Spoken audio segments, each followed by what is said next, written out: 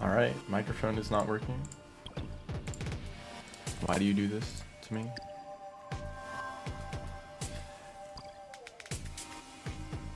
Oh, hold up. Just a second.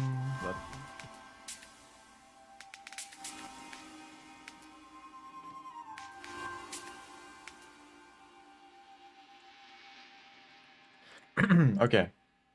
I think we are all ready. Doing another bingo. And nothing really new, but I've decided to change this board around mainly for exploration related challenges. Lots of echoes, vista points, and then challenges that basically just require you to get to a location but aren't really that difficult. And we're just gonna go with this.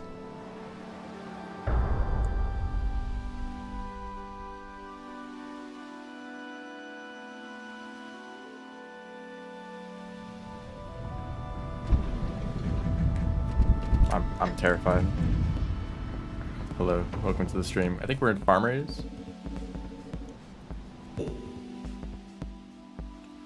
Feels like those guys who play GeoGuessr. And they look at the screen for like 2 seconds and they know exactly where they are. Except the map of Rainworld is like 1,000 times smaller. So there's a toll right next to us. Is our farm raise anything? I actually just realized that these are both Sky Islands. I guess I didn't see that. It really should just pick one that hasn't been... Oh, also 2 duplicates here. What the heck? I should have copied this board and then so I could go back and change it.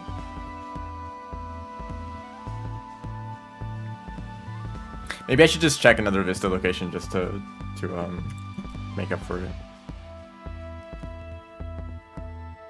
So from here, Spore Puff challenge, get the pearls maybe. Actually, yes, that's what I'm gonna do. It's good to practice getting the red pearl because it's a huge pain most of the time. I think I should be able to get it as Riv. Just normally.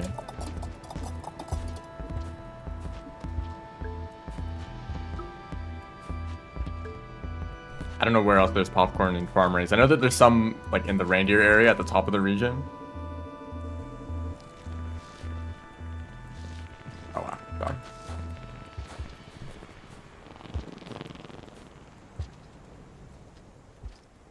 I actually wouldn't be able to get the echo for a while because of my karma.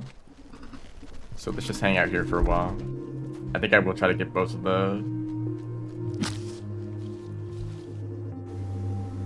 the pearls in this area. Oh, hello. I did bring the spider with me. So I don't know how reasonable this is. This is really easy as Artificer. I don't know about Rivulets. They're both like really fast characters, but in different ways. Riv has really high stats, but they don't have the versatility of a double jump, right? And a lot of the crazy tech is like related to the environments, like you can do like bounces and other stuff like that.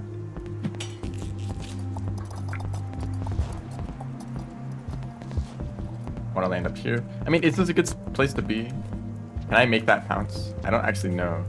I feel like I won't be able to. There is a deer right here. So I just wait for you.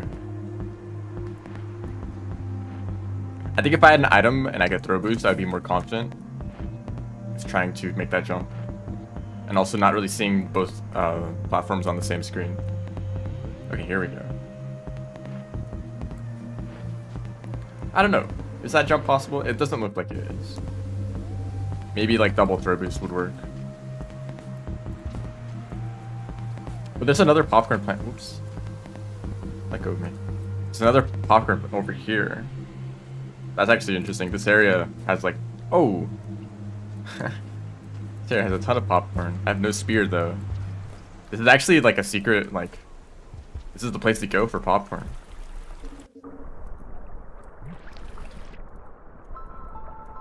Let's actually... well, okay, I'll go down and try to get the...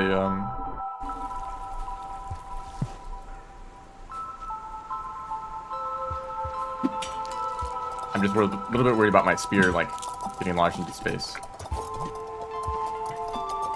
Or just anywhere that I can't reach it.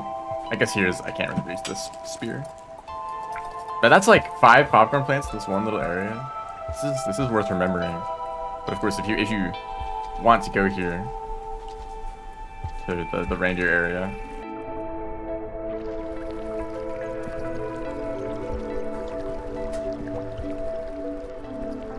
Huh. I was pretty close to hitting the centipede and they weren't affected. But I hit like some bat flies and they were. Oops, I actually don't need food. Okay, time for a stupid idea.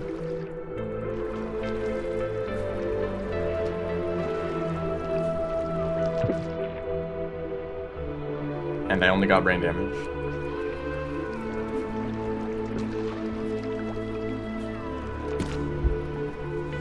You can see how annoying this is. I either need to get like, oops, or maybe I should have.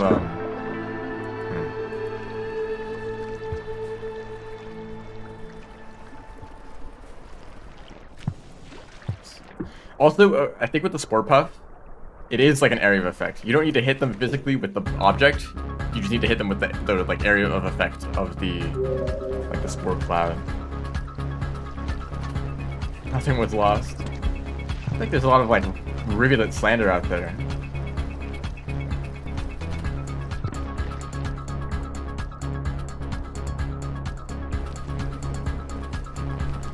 Hello. I didn't do anything.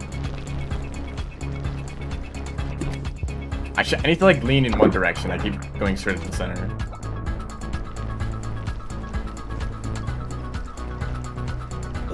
This is just hit creatures with puffball. I threw it at a bunch of bat flies, and it worked. I don't know if I hit the bat flies directly, but I tried to hit a centipede directly, and it didn't seem to trigger, unless I just missed. But I guess if I missed the centipede, why didn't the cloud then hit the centipede?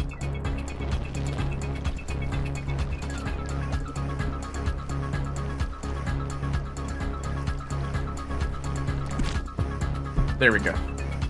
Okay. I'm actually gonna take this pearl with me and maybe befriend the scavengers.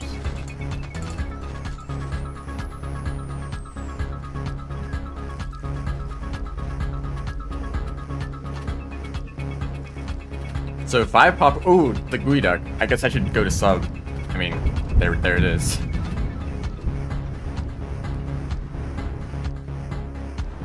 Sub from here. Anything else?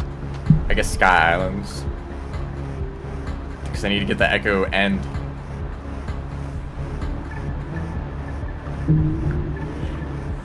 I think what I would like to do... Ideally, I would head down to sub, eat the gooey ducks, and then get the Echo, and it would save both of them, but I'm pretty sure that doesn't work. And I've checked it, and it doesn't work at all. It doesn't save... Well, actually... I think it does save, it just doesn't lock it in. So I need to shelter again to lock in the gooey duck challenge, but I would still finish it.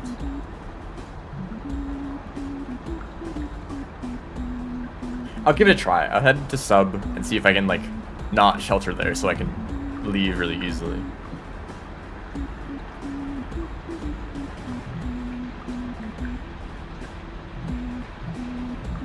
And I don't think there's anything else. I guess there's a pearl over there too. I think that might be like the most forgettable pearl in the game. The one past the farm raised gates. It feels like it's like unintended. Like it's like a pearl that they placed with the intent of it being out of bounds, but they accidentally like made it reachable.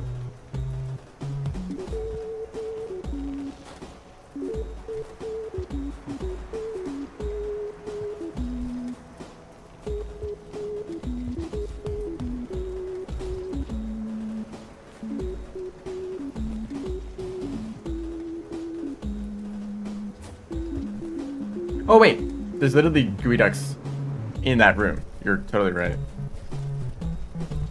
I don't need to worry about that at all. So I can just go and get the Echo. Yeah. Whoops. That is a purple scavenger. Dude, you missed.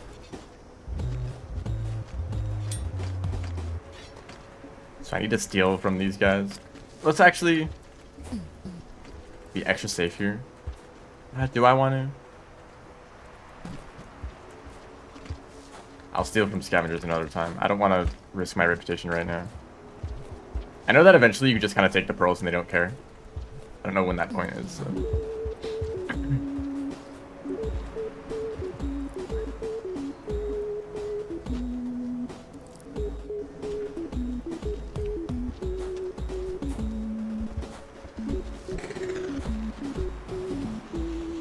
What does that pearl actually say, though, if it does have dialogue?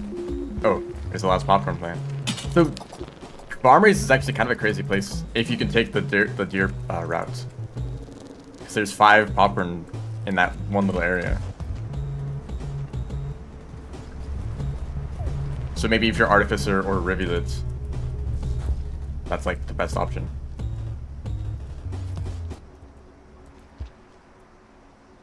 Chat pearl? Oh, is it the one where the like iterators are talking to each other? I mean, that doesn't narrow it down much, but I actually just want to look it up now.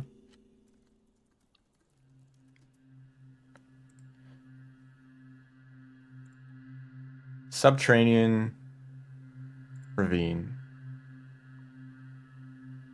Right, this is the one. Isn't this a Spearmaster message too?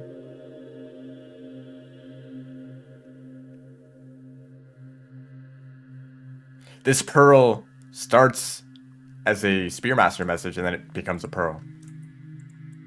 I think. I feel like I remember seeing that message already.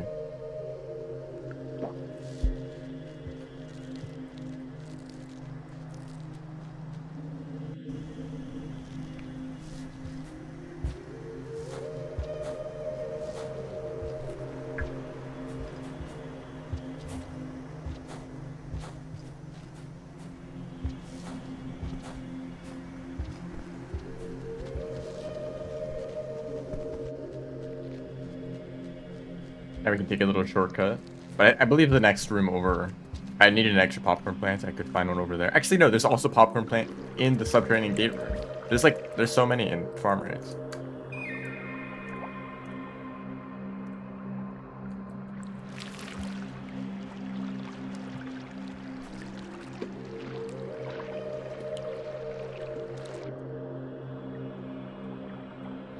Right, it makes sense that the pearl is in that location though. Because it's about like messages between iterators that are very far away. So the pearl is very far away from the rest of the map. It's like on the very edge. If you ignore outer expanse.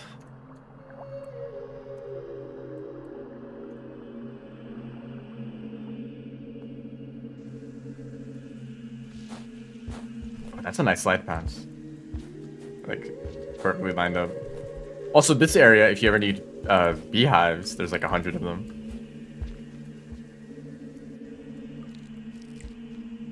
Without a bottleneck.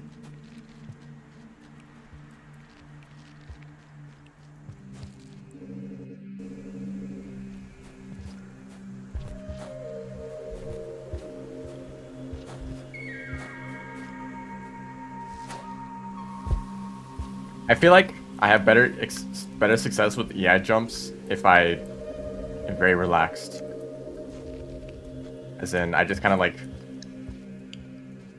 I don't know, sometimes I like hit the keys really hard, trying to like time them perfectly, and it makes it worse. Just kind of like leisurely just like press the keys in the right order and it just works. Like, I feel like I need to do it faster. Also, it looks like there's no gooey ducks here. That must be a saint thing. And 2 more popcorn. And I need to eat them to shelter anyway. Okay. I still want to try that strategy though. It is not that hard to escape the subterranean pit. I could bring a geek with me, maybe that'd make it easier.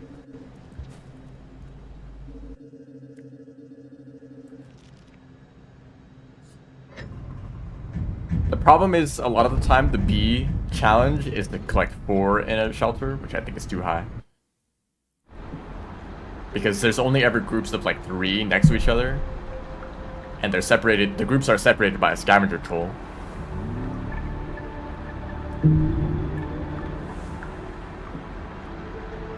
There's just a lot of like going back and forth carrying items, you know, like you need to give them pearl and then go back, grab the spore puff, get the beehive, cross the toll, and then bring that to a shelter. Only to then have to go and do the same thing with like 3 more beehives.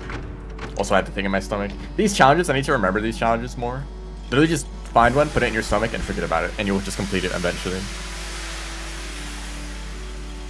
And it's just remembering where the closest one is. Like, there's plenty of vulture grubs and farmeries, it's just easy to forget. Okay, here's the goal. There's geoducks like right here. There should be. It's later in the timeline. Grab the karma flower too.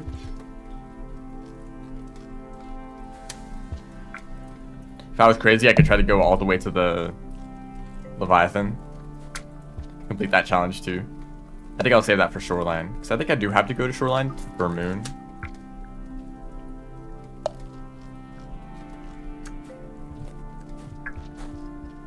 So, it says that I've completed the challenge, but I need to shelter first, right? See what happens when I get the echo.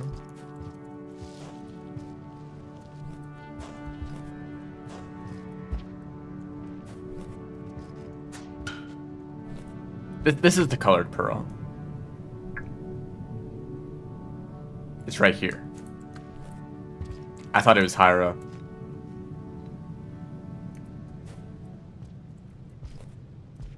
Find a consistent method. It doesn't involve one of the poles that hangs down into the water.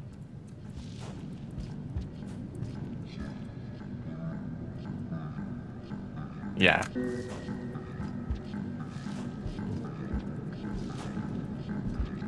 Like I thought the pearl was like up here or something. So I got the I finished this challenge. Anything else to do down here?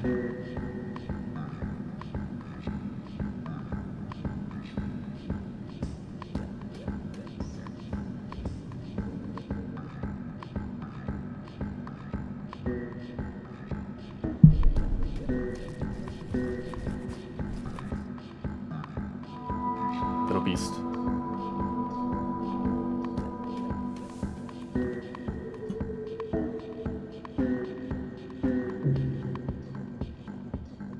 This music wants me to go deeper. I actually completed this challenge. Or will it complete if I die? Is this gonna revoke this?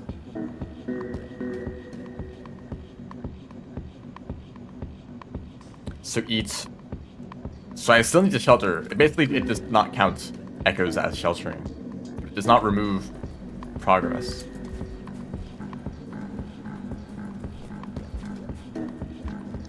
Hello, spears. You exist.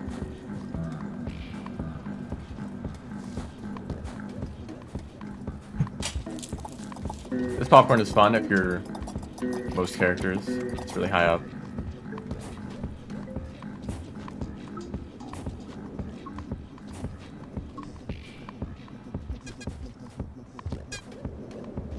So there's a strategy to hit a jellyfish, or hit a yeek with a jellyfish, which I thought was funny, so I left it in. I either have to go backwards, go to Shoreline, grab a jellyfish, and bring it back here, or keep the yeek with me and bring it all the way to Shoreline, which sounds awful, so I'm probably not going to do that. I'll probably just bring the jellyfish back the other way. Yeah, Rivulet just eating popcorn while backflipping constantly.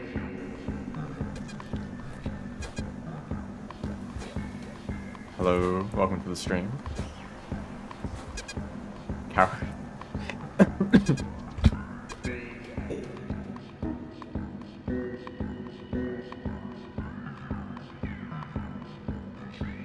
Sorry about that. There's like 4 more popcorn in this room. So if you want, if the challenge is like 10 popcorn plants, just go to farmeries and be fast. As in be like Artificer or Rivulet.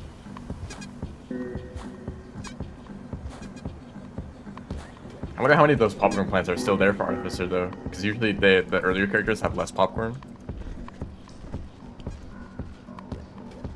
This caramel might end everything.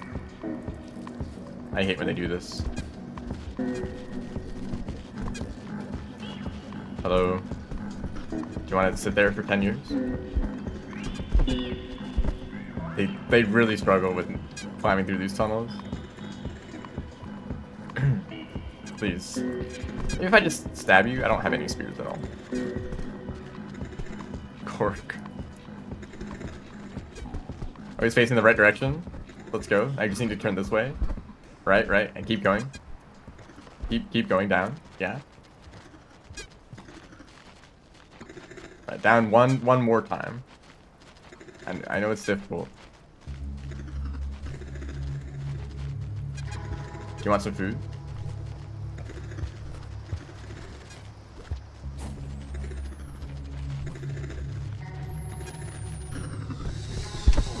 Oh. No, it's just gonna shock them though. Unless it doesn't. Okay, next challenge. Can it escape? Oh, it's going the other way. Thank you. Why is the caramel? Why is this like area is the worst for the caramel lizard? It gets stuck down here, or in that tunnel, and that's the only like state of existence for that guy. Damn, a caramel. I thought the centipede would shock me or the caramel lizard, but I guess nothing happened.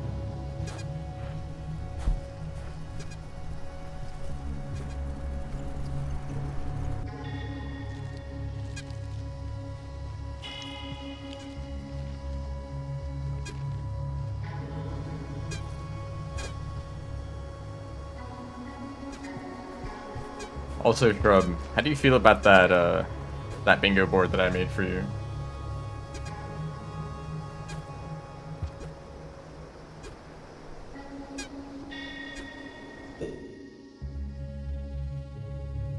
It's perfect. It's very funny to make because I didn't want to manually fill out the whole board with the pearl. So I just like I exported the save and I like manually copy pasted the same like line of text 49 times, I believe. I had to figure out how like the save files work. I think we're just going up this guy. I think it might have actually taken more time to figure out how to like manually change the save file than it would have taken to just like manually do it normally.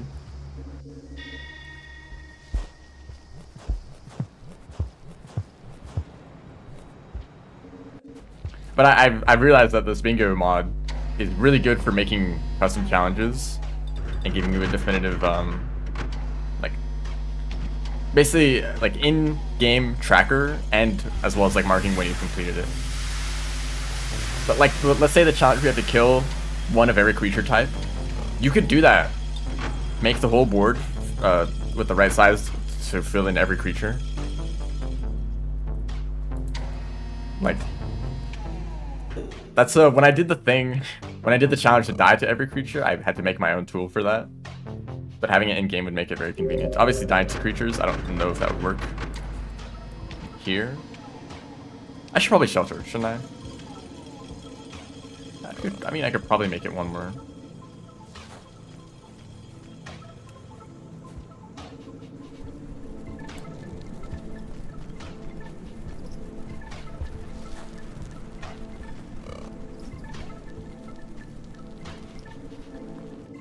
I've also learned just how many snails there are in the world.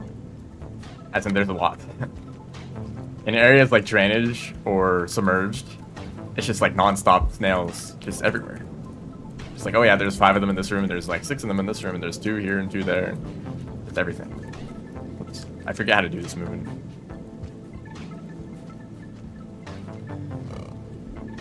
There's also a ton of pre-cycle snails, but I decided not to include those. You could go back and enable pre-cycle to try to get all the extra ones. Okay, this movement probably not worth doing half the time. Something closer to 0.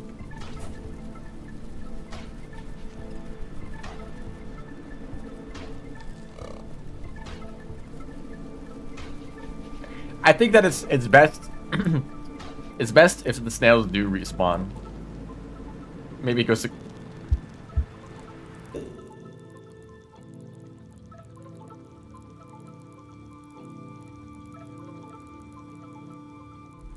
Yeah, maybe you do want to just like remove all the snails permanently, but I think for the sake of actually completing the challenge, like they respawn and gives you a few extra ones, so you don't need to kill every single snail if you can't find like one, or if a snail dies to another creature and you don't get the credit for it. Although I think snails are actually a good option because most creatures don't really target them at all.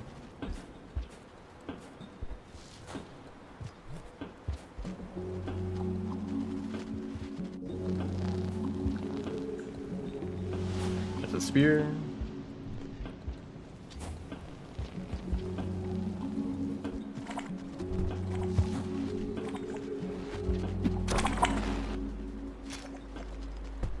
Can you not be there? Why that hole?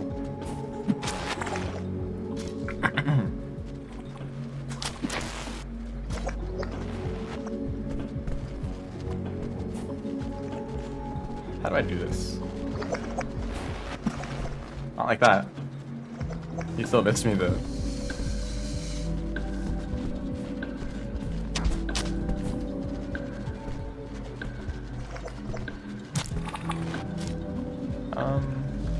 Maybe this guy. Nope, not close enough. Being on a slope doesn't make this any easier. Oh, okay, this is a good position.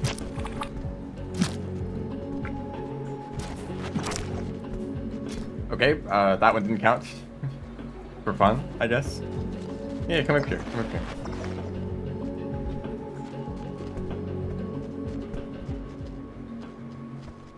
Oh yeah, they sometimes they might like crawl like down a wall, like at the bottom of the screen where you can't reach them.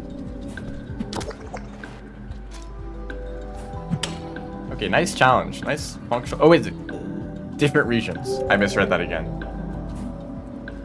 That's one of those challenges. Okay, right. So I need to go to underhang or something.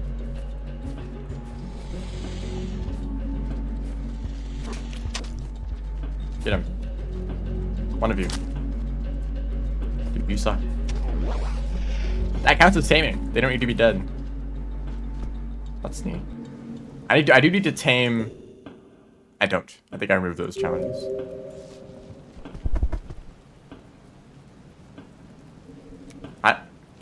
How'd I get here? Huh? Hold up. Hold up. Did I just go to the pipe and I didn't notice?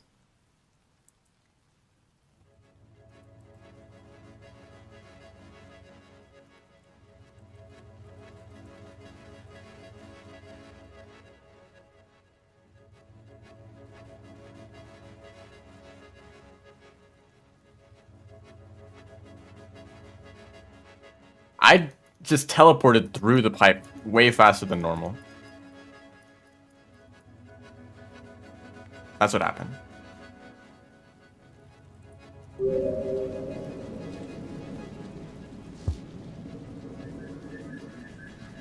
I thought I clipped through the wall.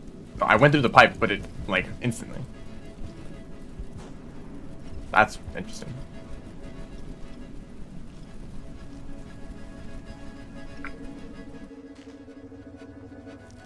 Also, wall pounce chain in that room is like impossible because you accidentally end up pole hopping on every pole there, and pole hopping eats your input for the wall pounce.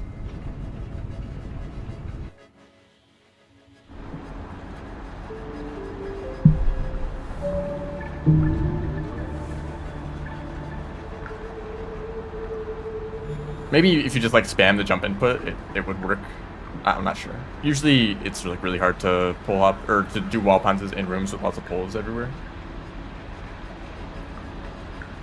So I want to go back and get the echo, which will fill out 2 tiles because I forgot about that. I could try to finish the pearl challenge here.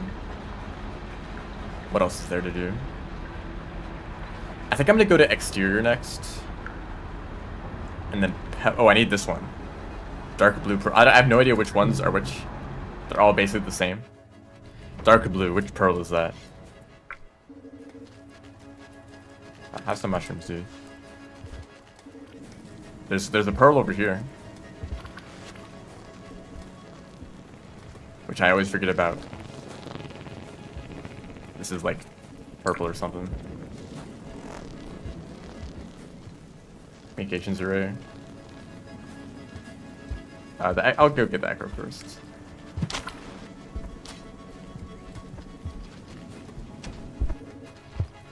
So I don't need to come back here. I never got the farmer's echo. I kind of said I was going to do that. Oh well. I guess I'll go back to farmer's for the Yeek challenge.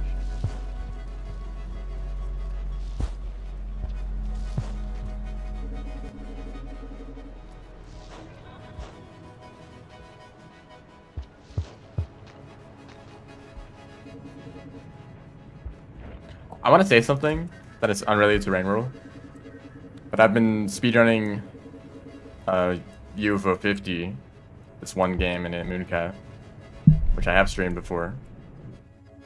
Oh, I need the Vista point. I always forget like to check for the Vista points because they're in the worst locations. In Sky. So I've been speedrunning Mooncat. Oh, all the Vista points are in like. No. I already checked one of those points. Okay. I can get this one pretty quickly. I already know which room it is. There's this mod that's been released for UFO 50 recently that is basically it's a bunch of like cheats. It's like you can slow down the game, you can speed up the game, you can make save states. You can basically use it to make a task. Which is really fun. It's not quite there yet for like actually being a task making tool. Like there's no way to like record gameplay or record your inputs or whatever. There it is. But it's super helpful. Not only for practicing, because you can, well actually not really for practicing, but I guess you can set a save state like at the end of a room. It's very buggy at the moment, so if you try to set save states between different rooms, it like totally breaks everything.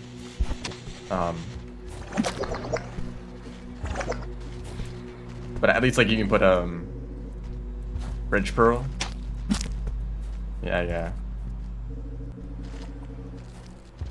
You can put a save state on like one half of the room, or to like at the beginning of the room to remove the respawn time.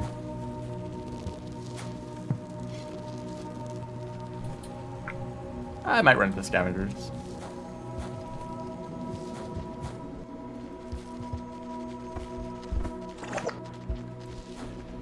There's this one room in Mooncat that I want to bring attention to.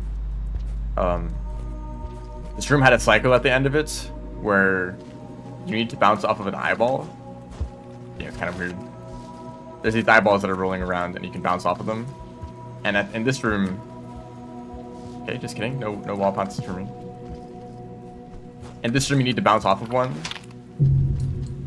Wow. to progress. And if you go, or with me, if I went as fast as possible, did I not get a Vista point? No. Going fast as possible, I was barely able to, or I was barely missing the next cycle. Or I guess the previous cycle. So I had to wait for the next cycle to actually make progress. And so I had to sit there and just wait for like 5 seconds. And this is really annoying. And I literally spent hours in this one room trying to optimize the movement and like practice it. Just to barely miss this cycle. Every single time. Like literally a few frames away. I think I did record it one time. And I did count and it was like less than like 5 frames away from completing that challenge. Wait for 5-second challenge, yeah.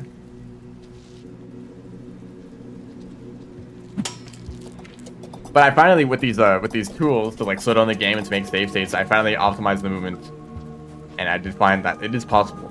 Cycle is possible to catch, which is what I was wondering, like, is it even possible to do this? Yes, it is. And I was also able to figure out like which variations of movement were the best in certain situations. And I was actually able to hit the cycle without the task at all. So no save states, no slowing down the game. I've done it like twice. It's still stupid difficult. But I think I've found out pretty much every way to make it as easy as possible to hit that cycle. All of that for a 5-second time save. Which is actually a big deal in Mooncat because it's like, it has the potential to be so optimized that you're literally saving like frames, you know, on a world record.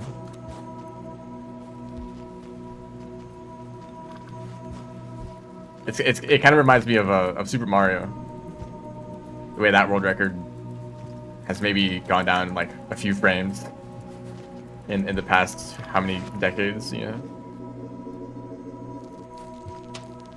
Thank you. Do I just shelter to lock in? Also, no. I thought that this meant there's 2 Vista points, but actually I've already checked all the Vista locations, so that's not even possible. That's unfortunate. I thought that'd be cool. It was like, if multiple challenges of the same Vista point were there, then you'd have to hit multiple Vista points, but I guess that's not how it works.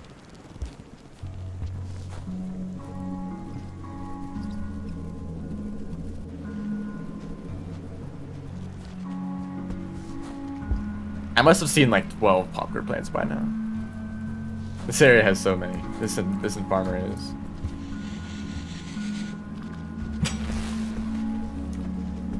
That actually worked. No, I tried to like climb over him, but that's like always impossible. You need, if you're in one of those like 2 tile high tunnels, you need to pounce over lizards that are in your way, or like be crouching and then like do a bunch of hops over them.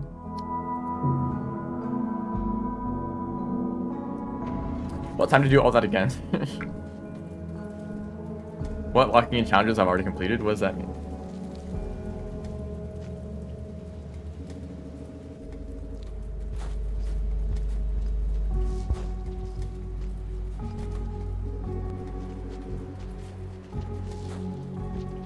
I'm also saying this because save states in Rain World would be amazing.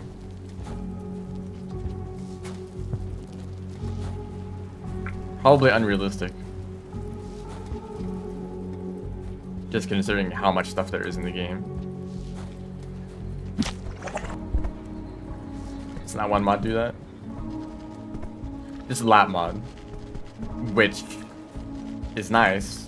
Oh, I need to disappoint you. It's it basically just makes it so that when you leave the room, you enter the same room, so you can retry one room over and over and over again. But you know, if there's creatures, they're still going to be moving around however they want. They don't care. Actually, while I'm here, I might as well go this way.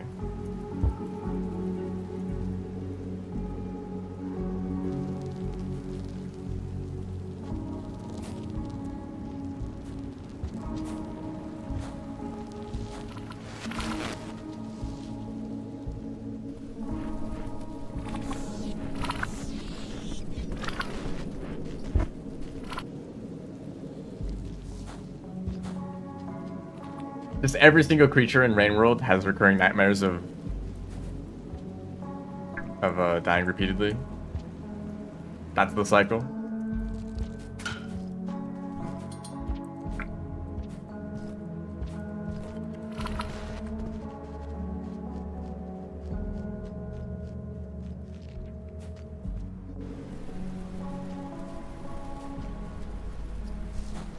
I'm gonna shelter. I also need food.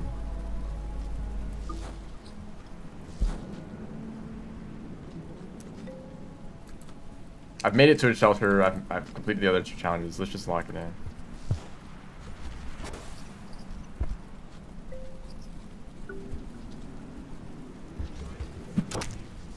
Goodbye.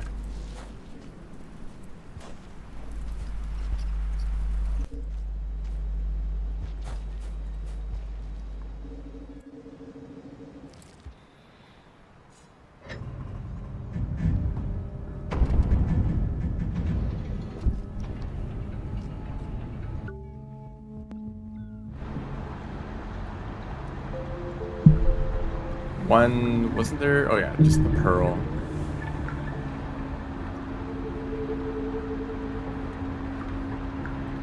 So I guess if there's another Vista point, it just is there, just to hang out.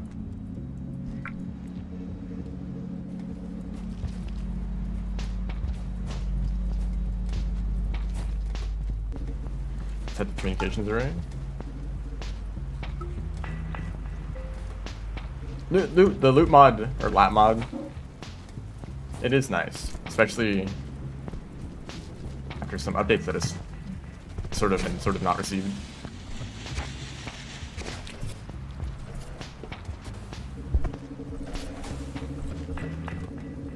Whoa, color palette changed all of a sudden. Very bright up here.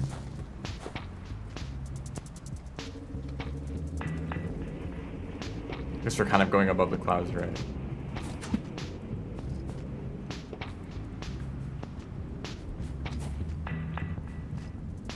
I've never done this movement before. I'm just making it up right now.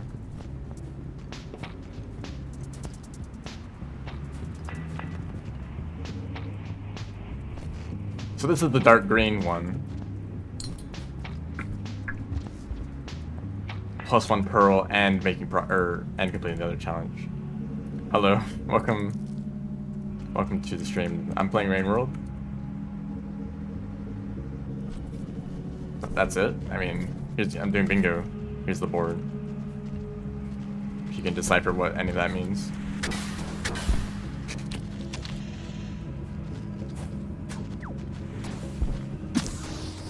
Goodbye.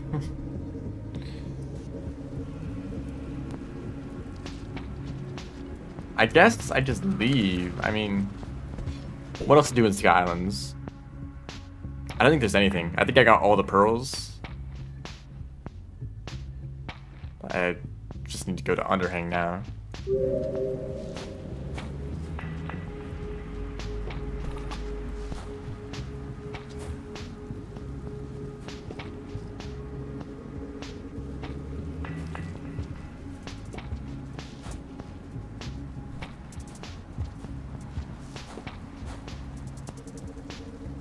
So many oases here. There's another karma flower down here. Oh, there's actually a karma flower that I missed in a room that was above the previous shelter that I took. It's a little bit out of the way. So many things that I'm trying to keep track of now. Like hazer locations, vulture grub locations, pearls, karma flowers, popcorn, and vista points. Those are all things that you need to like have, or memorizing them helps in the bingo. Sniped.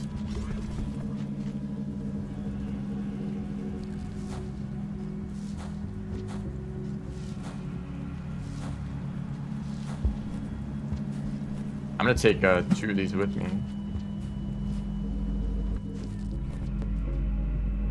Rivulet? Hello, welcome to the stream.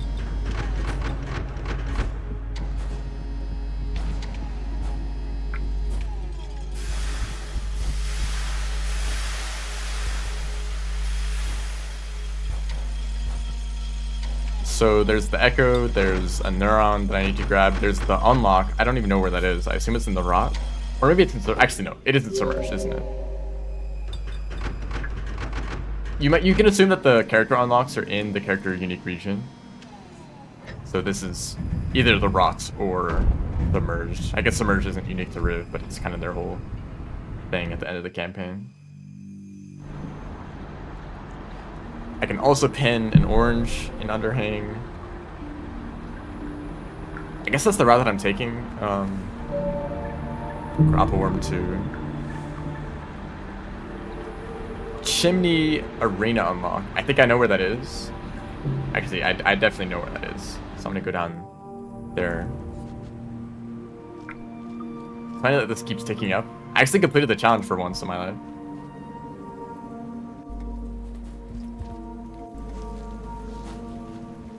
And is there a Chimney Echo challenge? There really should be a Chimney Echo challenge since there's a duplicate here. Or I guess it could be any other Echo, really.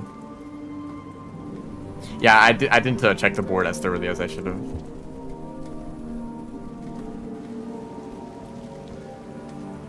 Now we can start eating blue fruit for that other challenge. It's not a bug, it's just you have to be careful when you're making the board because there's something preventing duplicates from showing up. I guess that would be a bug technically, but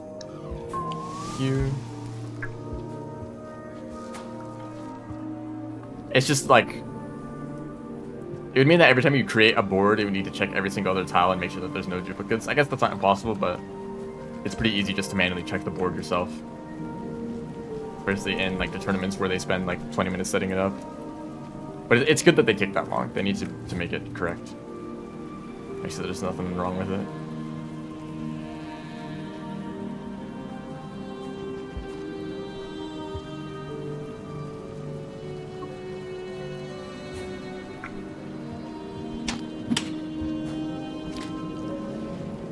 Nice hiding spot.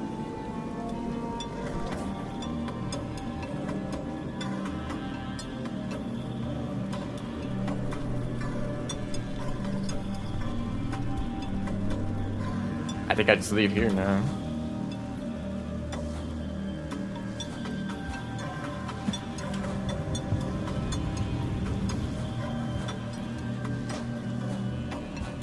It always gets darker as you go in this direction, so it kind of makes it feel like it's about to rain.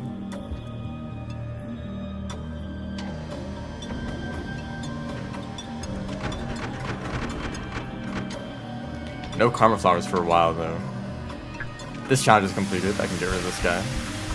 I'll need to put the neuron on my stomach anyway. This one, grab a neuron.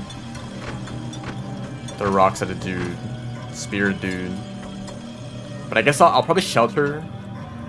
I'll shelter, go grab the echo, and then go through underhang.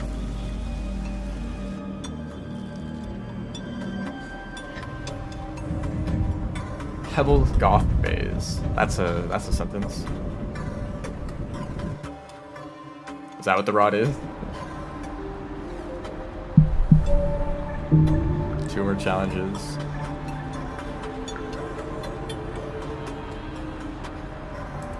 Yeah, Orange Lizard in one of the orb rooms.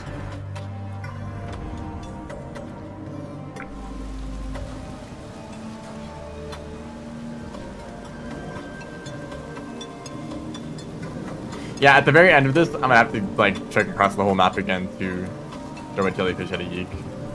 That'll be fun. I guess I could take a shortcut through subterranean because Rivulet can make the climb back up.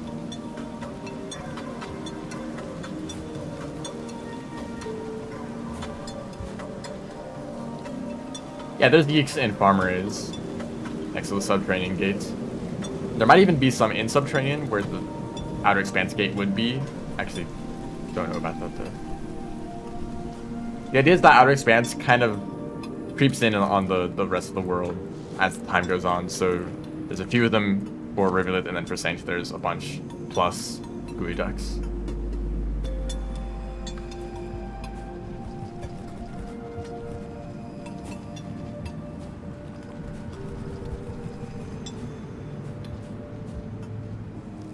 I guess I'll ping one right now.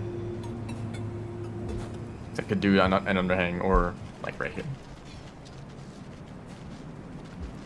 Hello.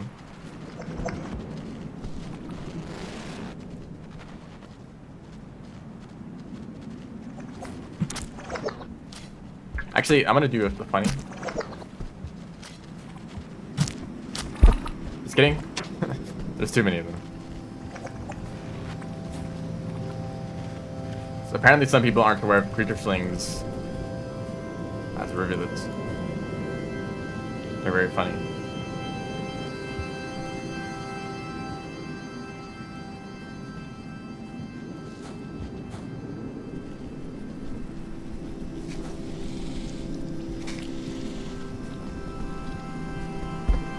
That's good timing.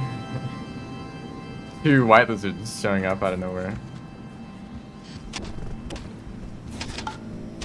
More blue fruit. I won't be able to complete the challenge, and I think progress. Well, actually, I might as well try. I either lose the progress or nothing happens.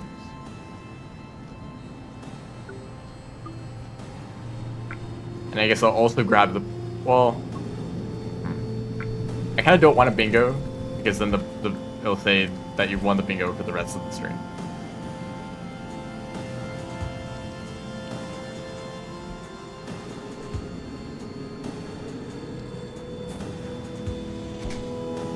Nice try.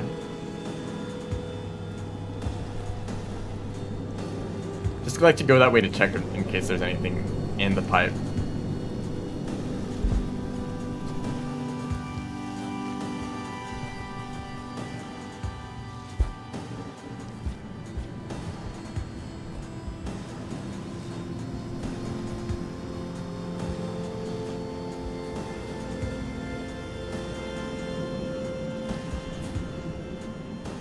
Here's the annoying thing about bingos. If I was in a real match right now, there's a chance that someone else was going for the exterior echo. If we're like close to each other, I should get the echo as soon as possible just to finish the challenge. Or I could go over here, pick up the pearl, and then go get the echo.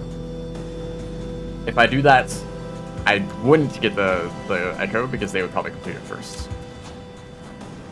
It's those kind of situations that pop up all the time in real games. It's like, do I take the slower routes to complete 2 challenges, or do I just go directly for 1 challenge? And a lot of times you end up losing a challenge because of that. Because of that little bit of extra delay, they were able to get it first and you miss out on it. And maybe, you know, you don't even get the long-term challenge. Maybe they still get that one first. Unless it's like a challenge that you can complete instantly. Okay, this time it did give me both of them.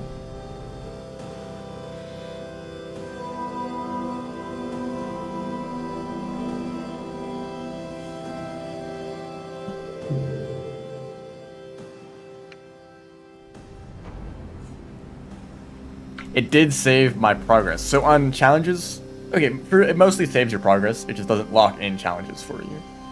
That's how it works with echoes. That may be a bug. I'm not sure. Also, exterior. I've already checked the one on the wall, so time to go the rest of the way.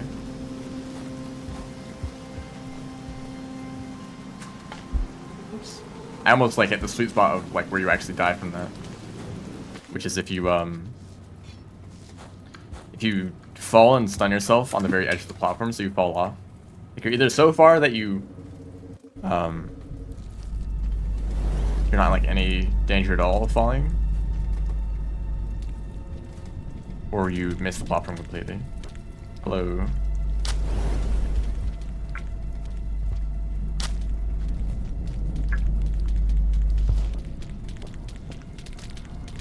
So with like hit creatures with rocks, you can pretty much hit the same creature with a rock infinite times. I guess you might kill them eventually, but that would take like literally hundreds of rocks, right? So just setting it at a low number basically just says, hey, find this creature. That's basically what the challenge is. Just interact with it in some way. I'm actually not going to eat blue fruit. I'll eat 2 of them. I'll just wait on completing the challenge until the last possible moment. But I could complete it right now.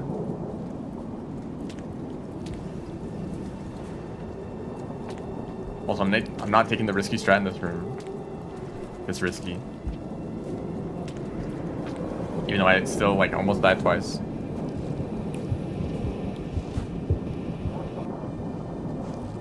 The Vista is in this room, which is kind of annoying because it's like down the pit, or down in the orb with all the lizards. And by all the it's actually not, because there is no orb for Riv, of course.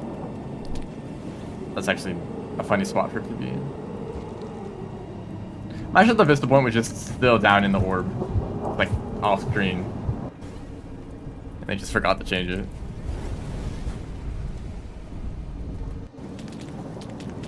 This room sucks. Because of you.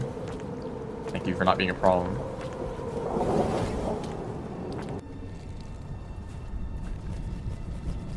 And now we go up into the rocks. Just for a little bit though.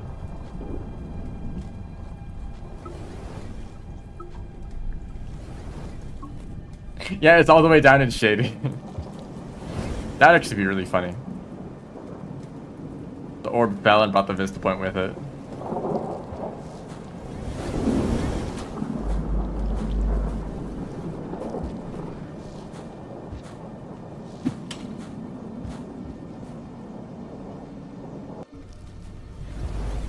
So I think I literally just need to grab a neuron and leave immediately.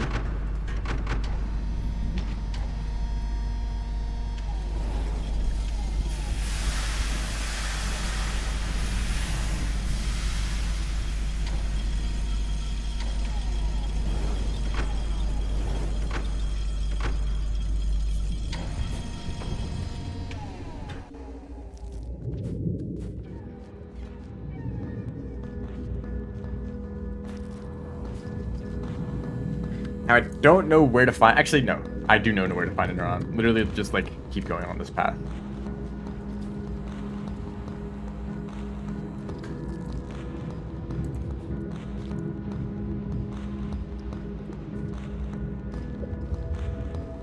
And there we go.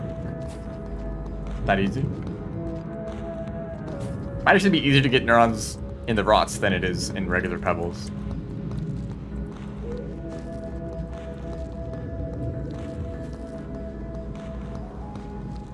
I have no other reason to be here. No, no DLL unlocked to get.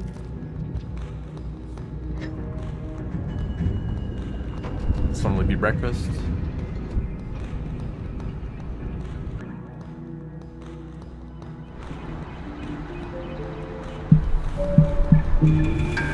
Whoa.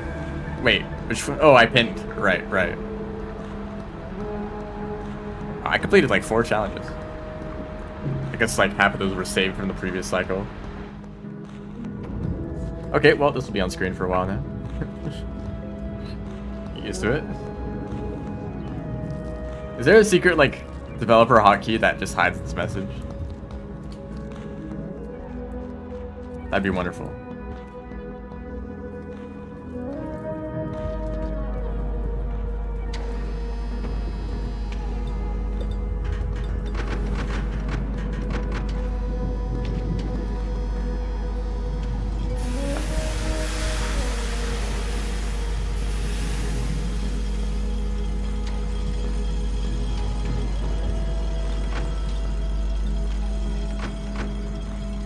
So I can eat one more blue fruit, literally in this hallway. I can...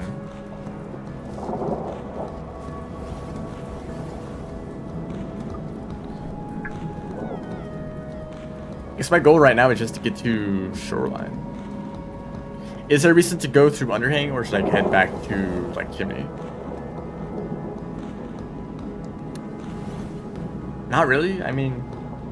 I could get some Karma Flowers, but there's also a Karma Flower in Shaded. And then I'd get another one on the way back.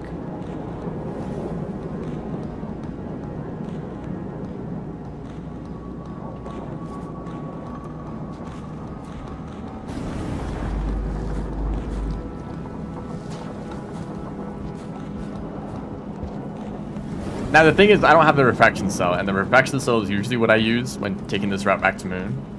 But maybe that's good that I learned how to do this route without one. Because I've definitely tried to do it in a previous bingo game and it was really difficult.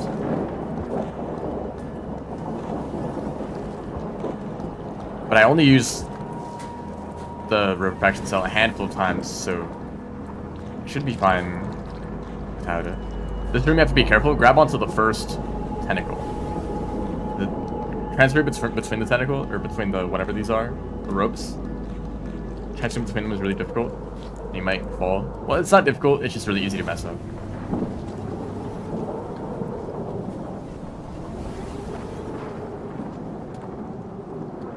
It probably would be easier just to grab that. To go down that pipe. I'll take you. The other guy's stuck down there. Hold up. We're live, we're live. Let's try that again. Let's try that again. Okay. Well, I guess I should have expected that to happen. Maybe it's best to just take the regular path.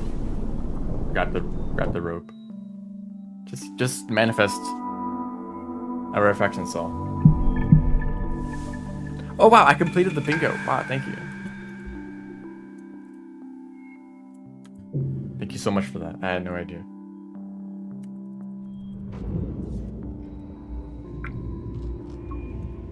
That is funny, it resets your bingo board progress.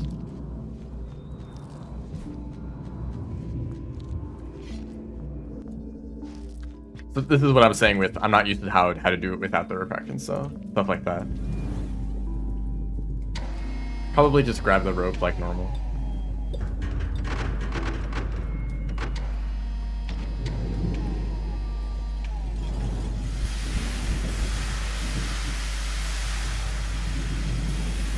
Shaded Vista, I know where those are. Yeah, there's really not much more to worry about. I'll probably passage.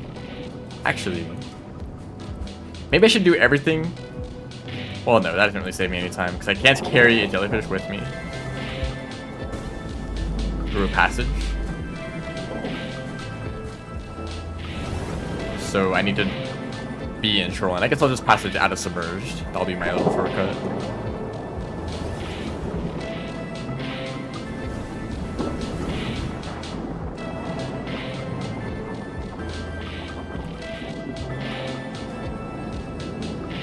Otherwise, I need to bring the jellyfish with me from shoreline all the way to farm raise. Oh, hello. Well, that's wonderful.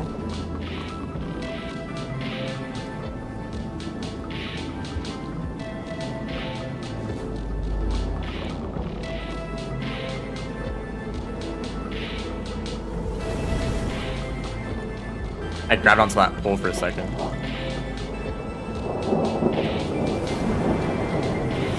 This pipe is probably the best option.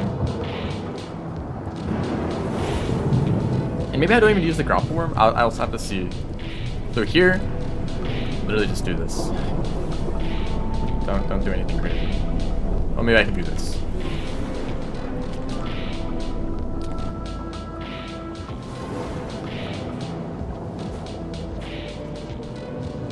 And I don't think I used to sell. I used to sell at the end of this room. Normally. Oh, stabbed you. Sorry. But it's pretty easy to navigate with just the pipes. Really not that bad. There's that one room where you can make the big jump with the cell. That's like the biggest point.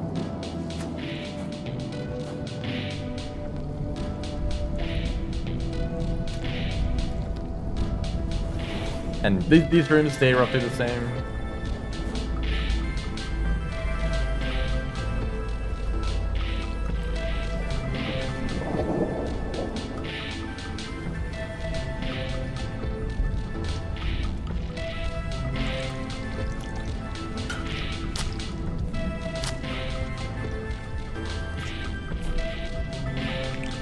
Really, I was like so close to getting out of that pipe.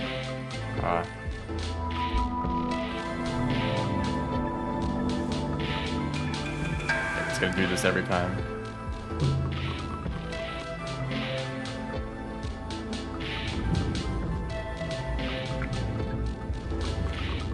Okay, this might take a while.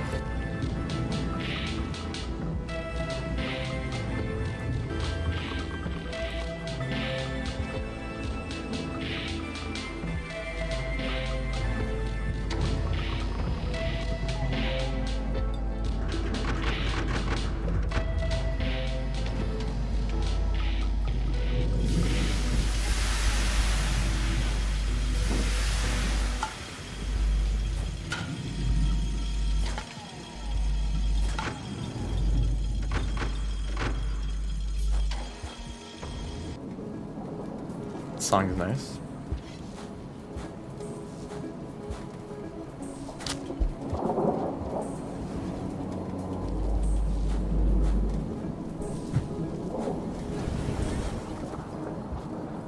Alright, I was like, why don't I do that movement normally? It's because I'm holding the refraction cell. That is something kind of sad about story percent. From the point where you grab the refraction cell, you don't do any throw boost at all until Bitter Airy.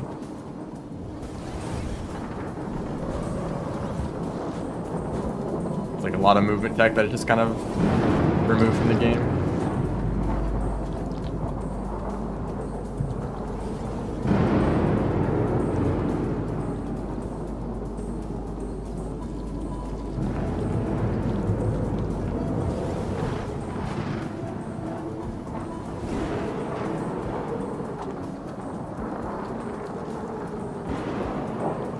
Actually, yeah, I'm just gonna drop you.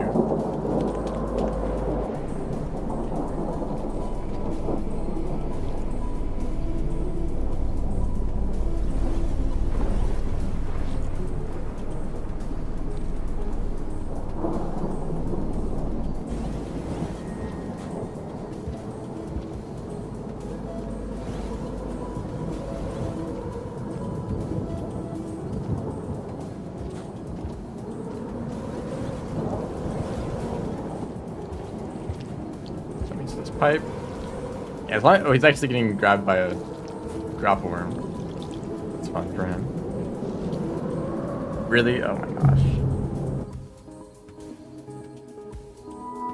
We're gonna be here forever. Should I just take the other path? I really want to get used to this route in case I ever need to bring neurons to Moon in the future as Riv. It should be really fast, yeah? The leg is super fast because you can fall down it.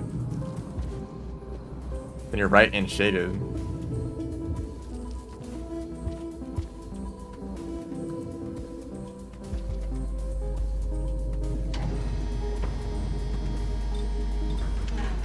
I'll have to worry. Well, I guess I should just shelter.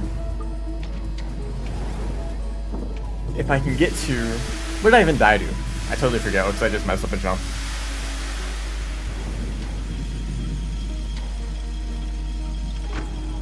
Like, really, that jump should be easy, but maybe like the den or like the position of the platforms or something else got in the way.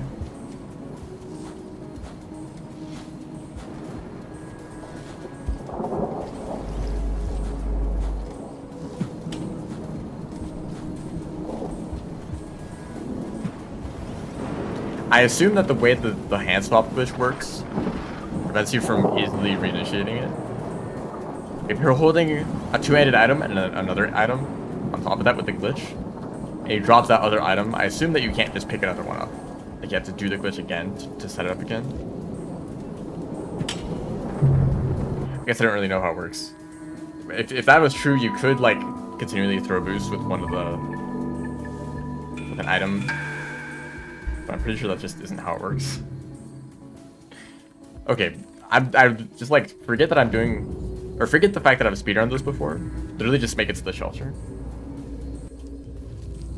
That's the goal right now.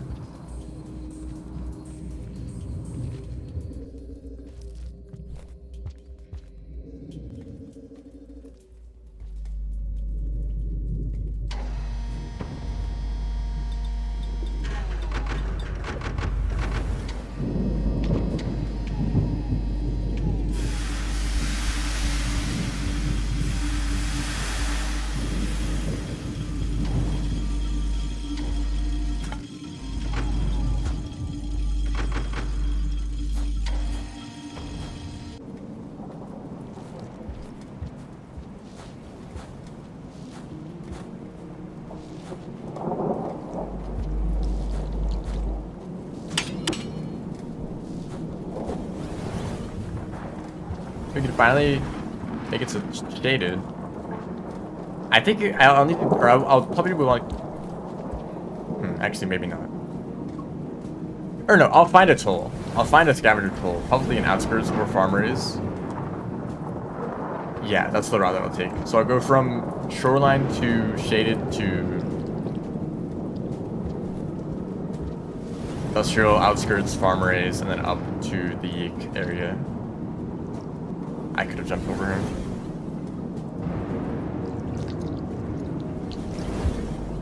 Just kidding. I bounced up here. We're never escaping. I'm never making it out of here.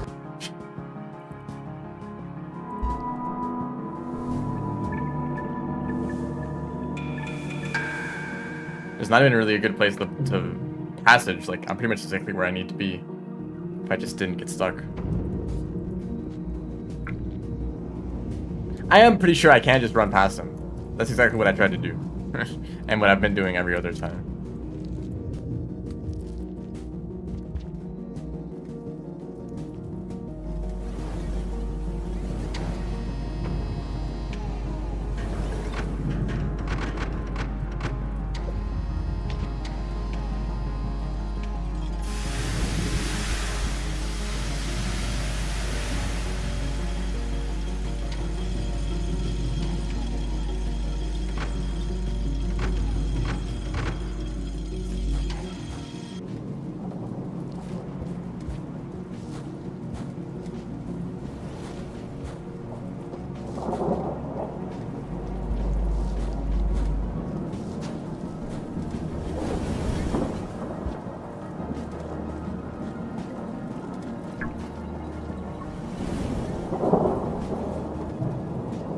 Okay.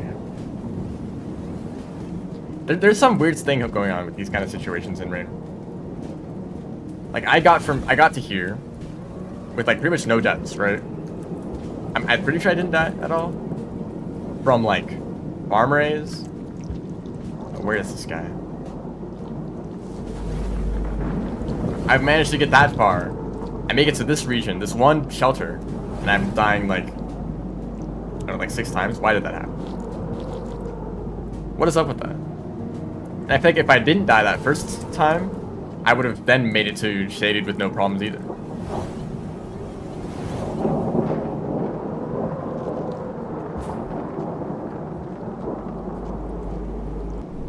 Just like one death just kind of ended up leading to like so many more. The rock consumes. Hello, welcome to the stream.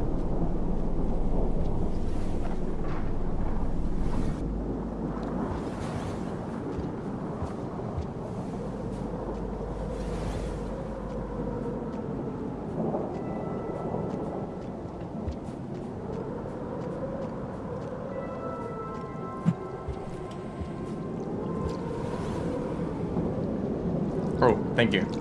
Uh-huh. Yeah, very cool. It's gonna be up here now?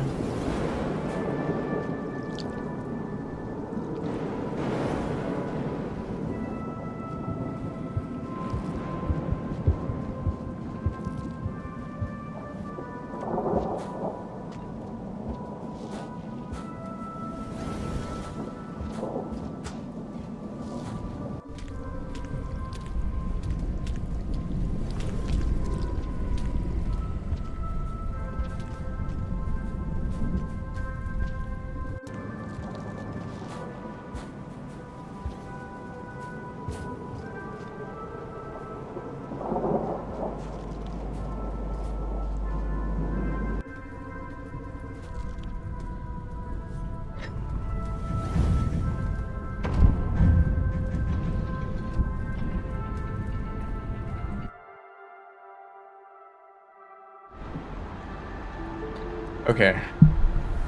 Wow, another bingo.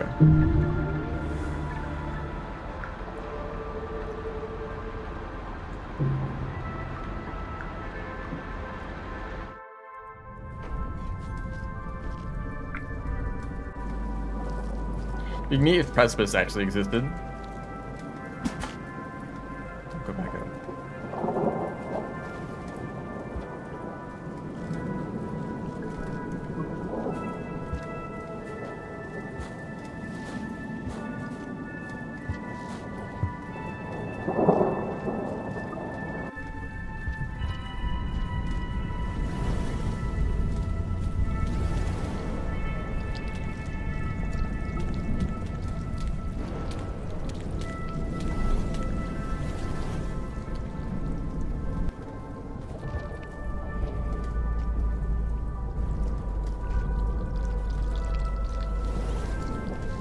I think every Rain World player should know how to do that.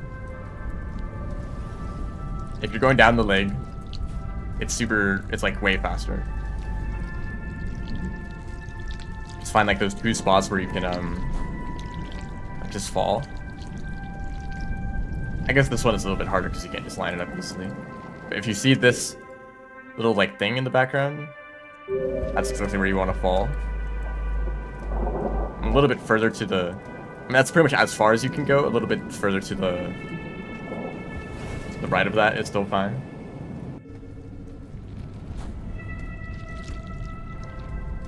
See, was that too hard?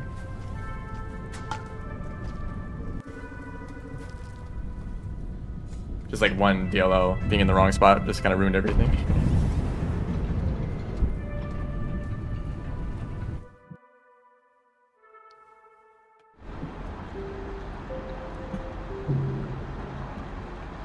Now this area, I use the reflection set a lot in memory crypts, so actually this area might be a bit tricky.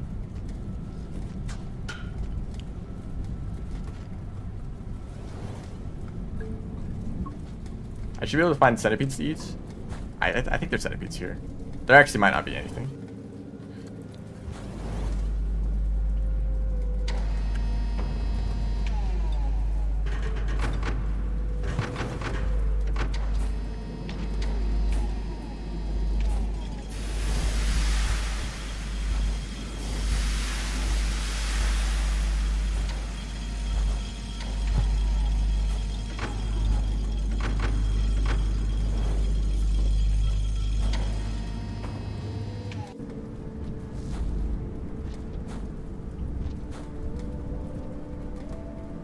Although this room I used to not do with artifacts and stuff, so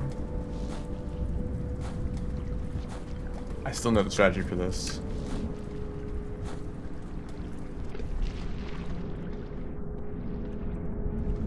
Please go down.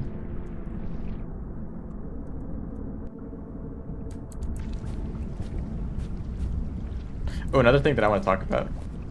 This one, I've been seeing a lot of blind playthroughs of Terraria recently, and it's interesting. It's an interesting learning experience of a game like Terraria being played by people who, who are actively trying to avoid spoilers or looking at the wiki. So I think that's probably the experience with a lot of players.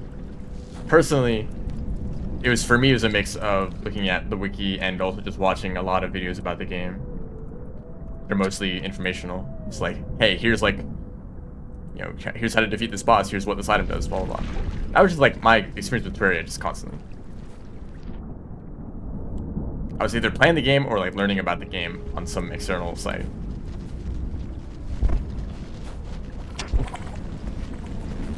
But for someone who's like, I'm going to play Terraria, I'm going to beat the game, but I'm not going to look at any wiki or anything. And it's good. It's like, wow, Terraria has a lot of problems. The guide, first of all, technically the guide is your tutorial, but he kind of sucks and really easy to miss. And if he dies and you don't know how to build the house, it's just kind of gone.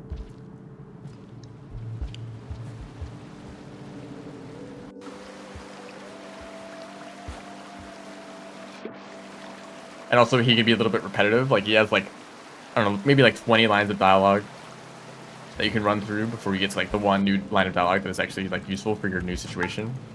So you like fight a boss, you defeat the boss, you go back to the guide and he tells you the same thing he's already told you 20 times. And you're like, all right, I guess the guide has something new. He does have something new.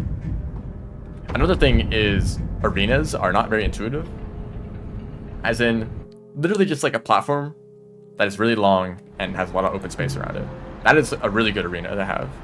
Just being able to run away from a boss in a straight line without getting interrupted by like terrain, that makes a huge difference in like every single boss fight.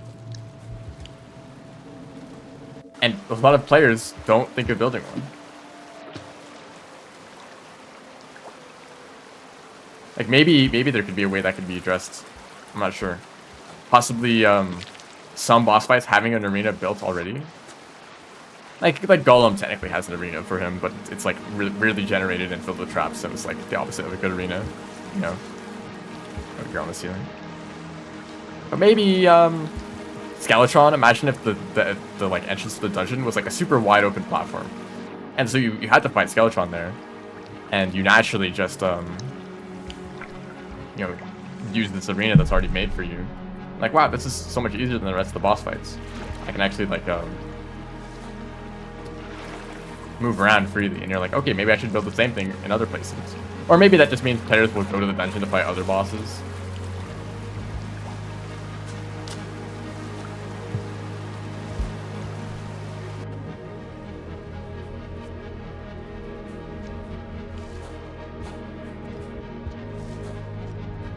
But especially hard mode, I think is hard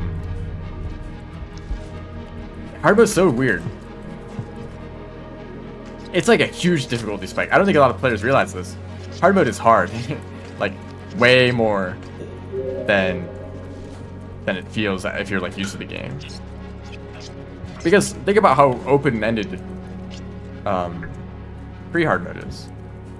It's like you do whatever you want. Your experience with pre-hard mode might be like fighting the like Eater of Worlds, dying but still like killing like a few segments to get enough Demonite and scale. Yeah, Demonite and Shadow scales to make a pickaxe, going down to Hell and mining Hellstone, and then making like full Hellstone equipment before you fight any other bosses. That could be your experience with pre-hard mode. And in that case, it would be really easy. It would oh, I have Neuron Glow. Your experience would be, oh, this game is really easy. I just got this Hellstone equipment and like cleaned out the rest of the game. You get to hard mode, suddenly like the difficulty matches your equipment, or it exceeds it a little bit, and you just kind of get beat up. And also, like, what do you do at the beginning of hard mode? if you're familiar with the game, you know to break the demon altars, get the hard mode ores up to titanium or adamantite, then go into the underground corruption and hollow to get souls of night, souls of light. Yeah. Make like whatever like good early hard mode weapons you can and other equipments, and then fight the mech bosses. But you know to do all of that just because you played the game before, or you've like seen videos about it or whatever. Maybe look at the wiki. Maybe use mods to like see what items you want to make next and you need. Whatever it may be. But think about a new player who might enter hard mode, not know any of that, like, and then randomly encounter a mechanical boss or get the summon, and they have like Hellstone equipment with like no reforges and like a flame or the Hellstone bow or whatever it's called. Maybe that's their equipment. They're gonna get destroyed by the bosses. Also wings. They're probably not gonna make wings unless they got lucky with some like feather drop. Yeah, you've already explored the whole map, so why should I go back to these areas? You don't exactly know what's changed. So like hard mode, I love hard mode. I think it's really fun once you already know everything. But for new players, it's a huge like wall that just like slams into their face. And for them to like have a good chance against the mech bosses, you need like titanium and adamantite armor, plus a good arenas, plus good mobility, so maybe wings, plus a weapon that is actually functional with like range.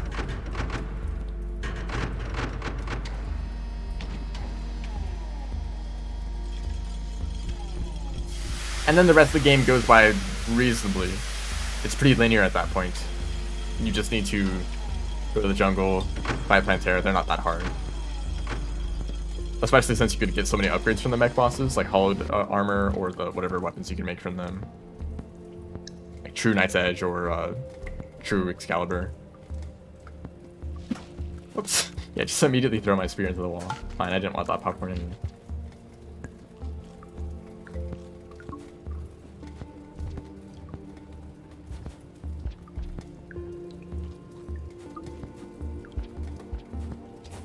But also from this this other blind playthrough that I watched, Moonlord is like difficult. Like the end game stuff, Moonlord is like kind of a wall because let's say you've got Chlorpite armor or maybe hollowed armor, right? What armor set do you get next? I know from playing Terraria a lot that your next goal should be some sort of armor sets made with Chlorpite. So either beetle armor, some turtle armor to build up to that. Beetle armor, Spectre armor, or Shrumite armor, or what is it for summoners, like spooky armor or something. So I guess that doesn't really fit the theme, but you know, I know what to get for each class. You may just stick with hollowed armor and like some like weapon that you got from that. I don't know, maybe like the Terra Blade. And think about like most of the equipment that are good upgrades at that point of the game. They're like rare drops from like bosses or events. Like the Frost Moon, Pumpkin Moon, Martian Madness, or Golem, they all have like rare drops for really good items. But if you only fight each boss once and you don't really think about the events too much, or maybe you do the events but you don't really kill that many mini bosses, you just miss out on the best items for your class, and you fight like the Lunatic Cultists into the Celestial events with like pretty bad equipment.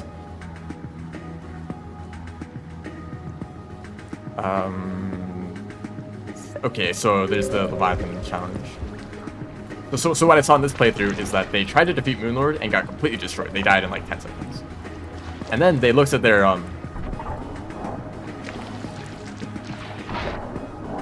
what items they could make. And they had the fragments from the pillars, and they saw that they could make the armor. But they needed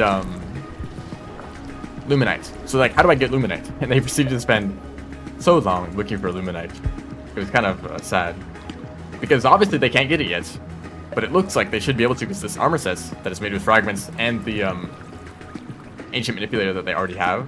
So like, oh, they should be able to get Luminite and get this upgrade that you need to defeat the Moonlord. But no, that's not how it works. That is all like post-game stuff that basically is useless anyway.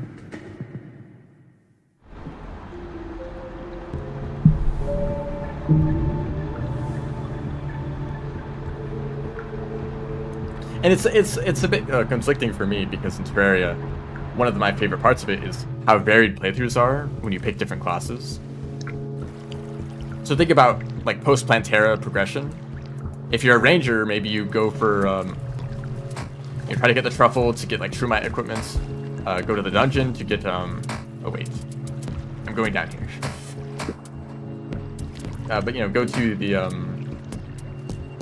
dungeon to get like the tactical shotgun or sniper rifle or whatever. Maybe you fight the Frost Moon to get the chain gun or the elf melter, the flamethrower in that stage of the game. Right, that is your like progression. If you're a mage, you also go to the dungeon, but to get to ectoplasm to make spectre armor. Spectre armor, and then do like the rare magic weapons from the enemies. Maybe you go for the Frost Moon for the Razor Pine, or maybe the I guess it's all pretty similar to each other. But if you're melee, maybe you go for a Golem, fight Golem a bunch to get the Beetle armor, and then do the Solar Eclipse to get the Terrorblade. Maybe that's your progression. You kind of skip all that other stuff that may not be necessary. Or maybe you do the March of Madness for the Inflict waiver. You could do that if you wanted any other like strong weapon. I guess I'm just rushing for this.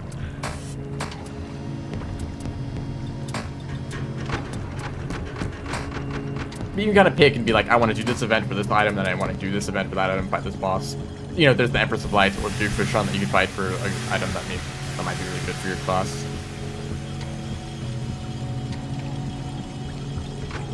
But of course, if you're playing the game for the first time, how are you supposed to know that any of these items exist? Like, oh, I guess most items tend to have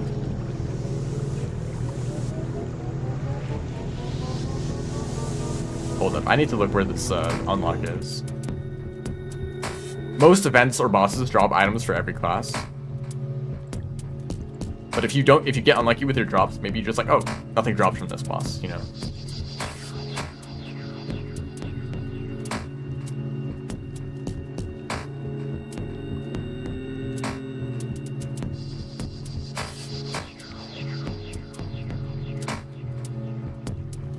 How do I get there?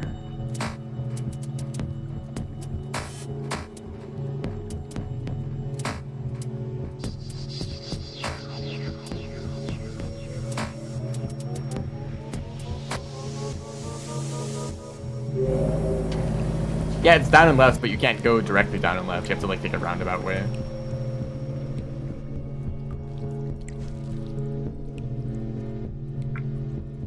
I have plenty of time in the cycle. I think by going up,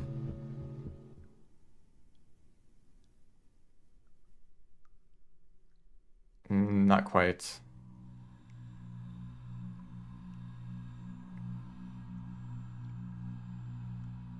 That's not right either.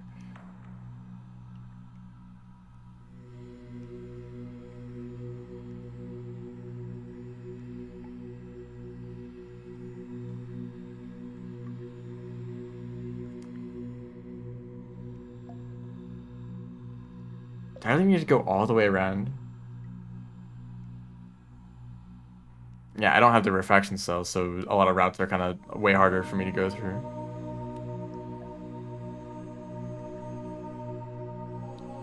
I really don't want to go to the vents, though. Although it kind of looks like that's the only option.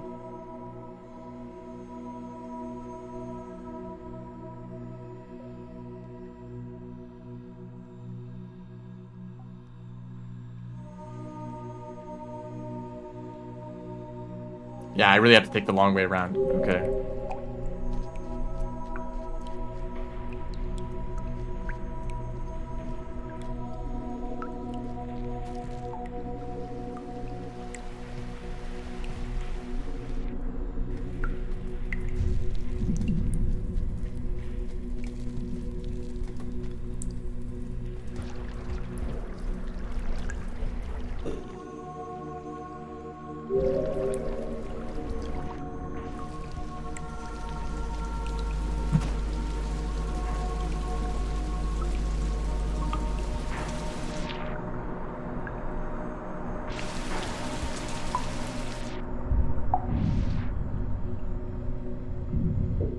So I think I'm gonna take the monk route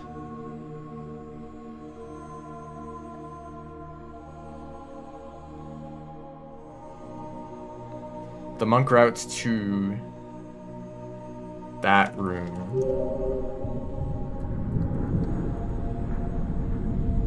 Hello, Kelp.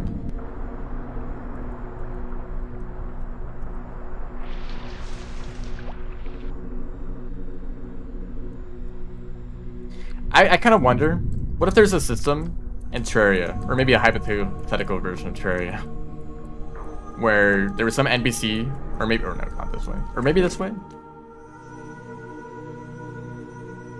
Doesn't really matter.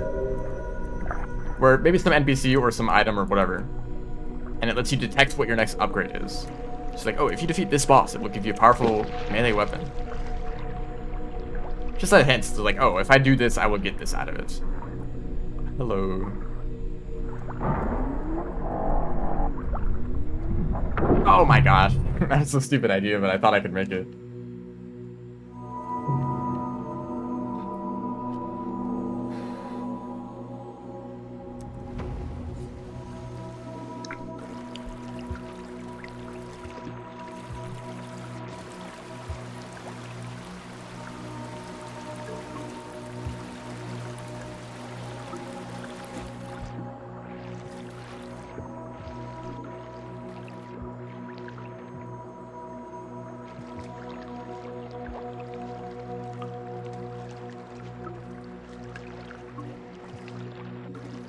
I mean, maybe you can argue that ranged and magic are pretty similar. I mean, if you're like in the pre-hard mode, if you're a magic build that's like using the space gun compared to a ranged build that's using like the musket, it's like, okay, you're shooting a projectile. I understand that's maybe the same thing. I don't know. I feel like it just feels different anyway. That doesn't really bother me at all.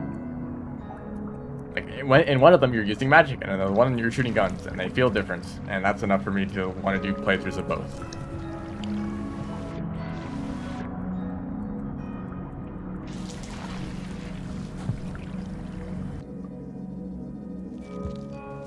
Unfortunately, melee combat, as in like using swords, really sucks in Terraria. Like the overhead swing is just like really weird. If there were melee attacks that you could actually aim with your cursor, then maybe melee combat would be nice. Like there's spears, but spears are like so thin that they're hard to hit things that are right next to you. And also they're just kind of weak in general. Like weirdly enough, the strong melee weapons are like the flails or the yo-yos. And then in the late game it's just projectile weapons.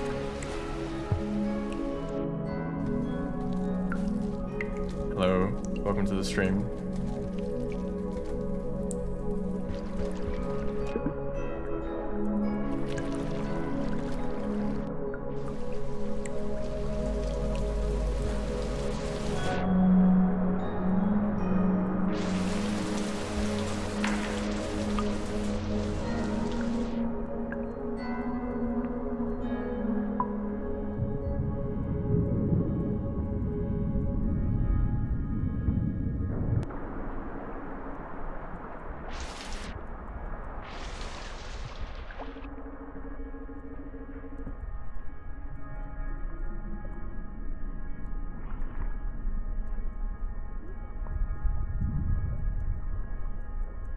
Oh, the song on the Fade and Pipe Yard? Yep, you're correct.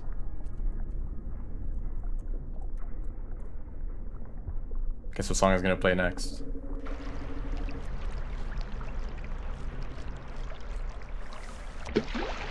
Because I don't know. Could be anything. Oh, this one. Where'd all the Leviathans go?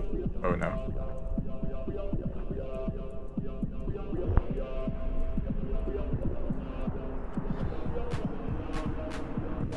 I think that's something that I really want to focus on in one of the games that I'm making, where there's not necessarily classes, but there are definitely a lot of different builds.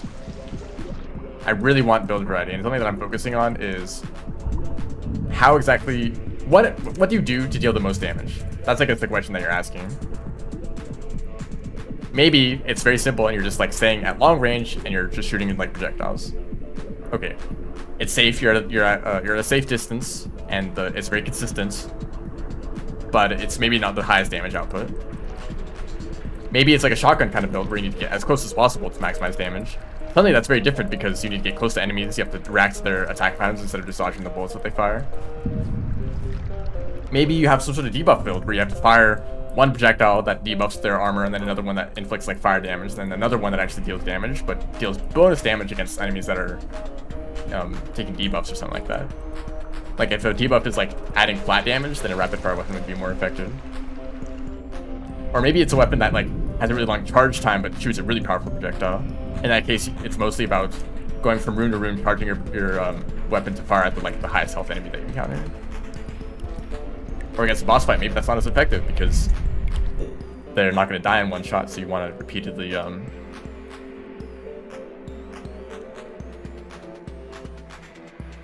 maybe you want to use a different option.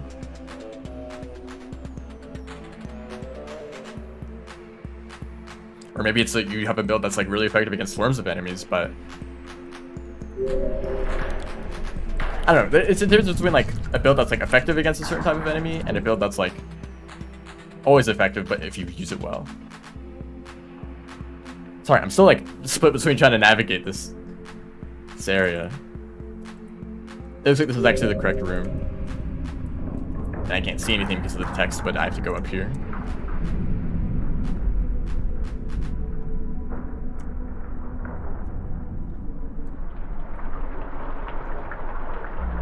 This is something that I'm still like debating how to design. Do I encourage this isn't a real path. Do I encourage making different builds forcefully? As in, you basically have to have this build in order to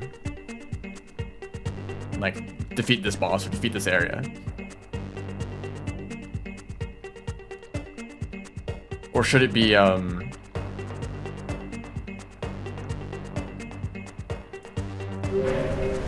or should it be, you know, do whatever build you want to, and you'll just get a different experience out of it. Like, in Terraria, pretty much all the builds should be balanced. Are they balanced? That's debatable. Maybe, like, magic or range is the strongest, I don't know, but... Also, is this even the right way? This might actually not lead the direction that I want to. Oh, no, it does, it does.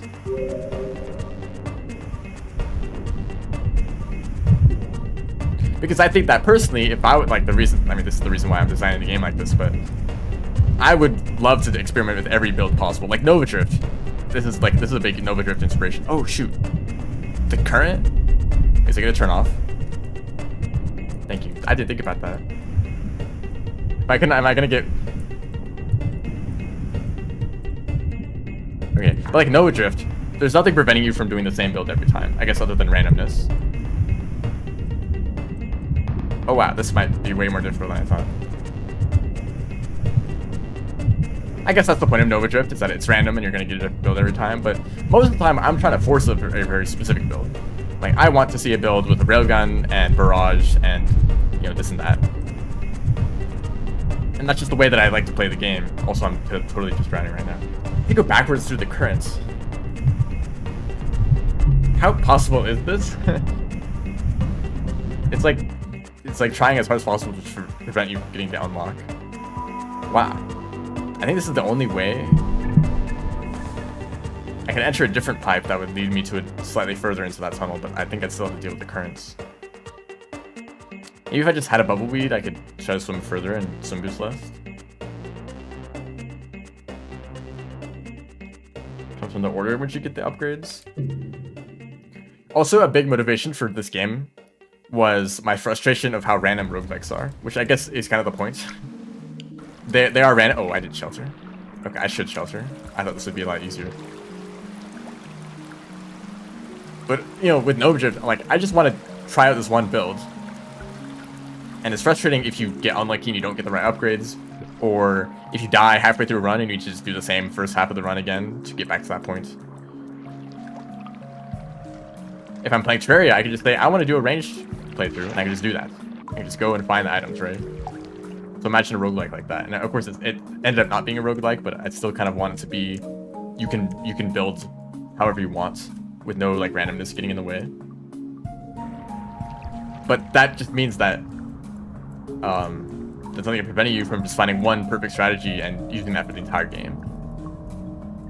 Why bother trying out all these different upgrades or weapons or whatever when we just find one that's really powerful and just stick with it? Or maybe even just like searching up like what is the meta build, what is like using the speedrun to just copy that, you know? It's kind of, it's hard. Like part of it's like, oh, you want to encourage player freedom, just let them do whatever they want. But maybe what the player wants is actually, maybe what the player wants is actually like not fun. That's something that you have to account for. Sometimes players will actively pick the best option, which ends up being the most boring option.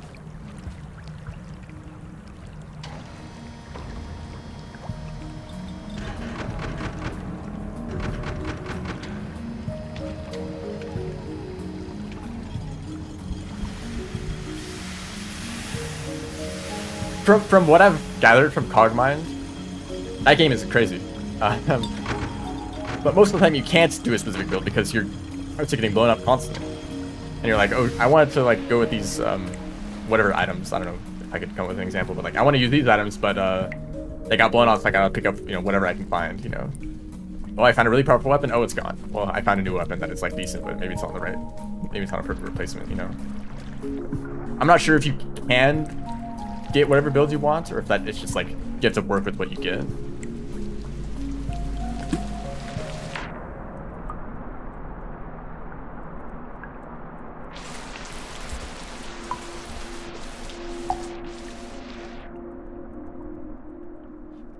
Actually, I want to check where there's bubbleweed.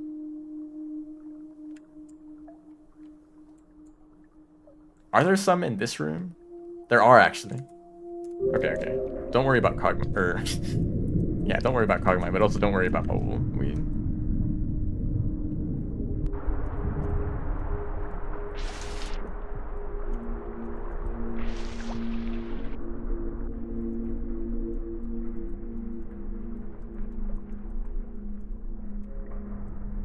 Cruising.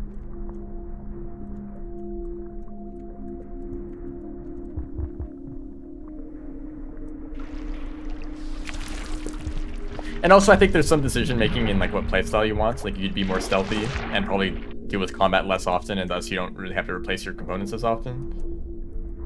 Or if you're like going all in on the combat, you probably want some like powerful AoE weapons for all the swarms of enemies to be dealing with. A lot of what I'm saying about the game is assumptions from like one video that I watched and a little bit of gameplay. Maybe a jet fish is strong enough. Should I carry this guy through the rest of the area? Hi, eel. Oh yeah, just failed to enter that pipe. That's right there. Good job. I didn't make it to shelter either. Purgatory again.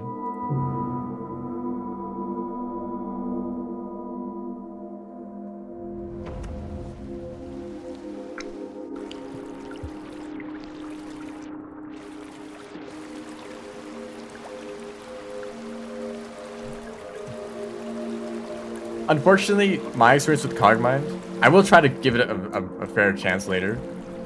My experience is that it's just a really stressful game, and that every single little action has so many consequences. I feel like I didn't want to do anything.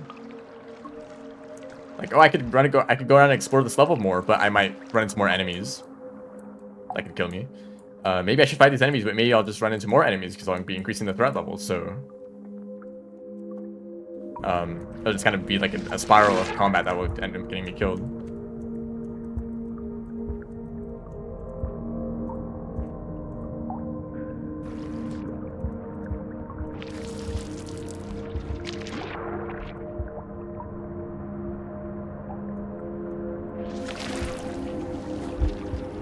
Hello, welcome back. I'm stuck in shoreline, or it's apparently the Rivulet unlock is like impossible to get. It's actually so difficult. I guess I'll take a look at that other path. Oh, okay. Jetfish is not interested.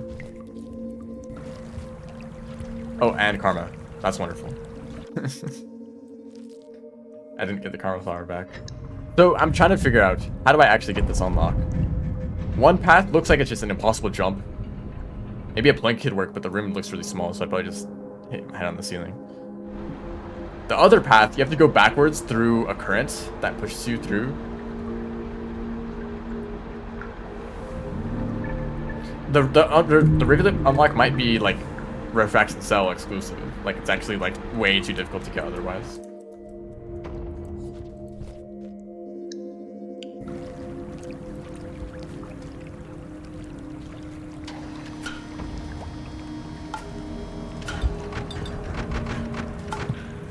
Wow, that's really high. Have I done this as Rivulet much?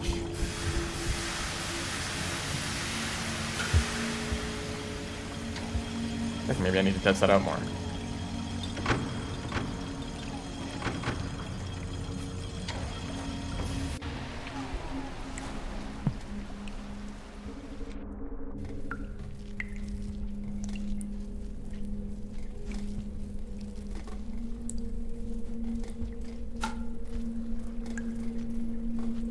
Hello, welcome back.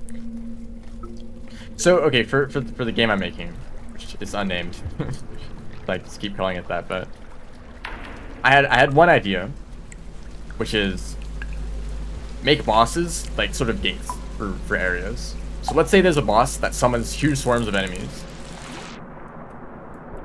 If you defeat this boss, you go to the area that is full of swarms of enemies. So if you have a good AoE build that is capable of defeating that boss, you are well prepared for the next area afterwards. But the next area with swarms of enemies can be way more difficult, so that if you have the right build, it is difficult. If you have the wrong build, it is almost impossible. So basically saying, if you want to go this way, you need good AoE build. Or forget about the bosses being gates. Just let areas be like that. And just say, oh, if you want to get into this area, you know, you're going to run into it and be like, oh, this is really difficult because I don't have a good AoE build, so maybe I don't go this way. Or maybe I do change my build to work with it, you know, to have better AoE and, you know, keep trying to make it through. And maybe, you know, if you get through the early levels of the swarms of enemies, that it gives you time to change your build to deal with them. That it then leads you to the later areas that continue to have swarms of enemies, but you are now, like, prepared for it.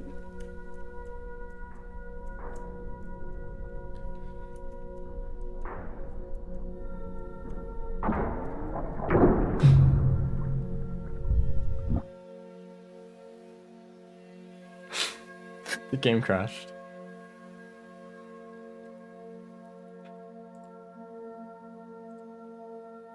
I think it's actually over. I might have to forget about Submerge.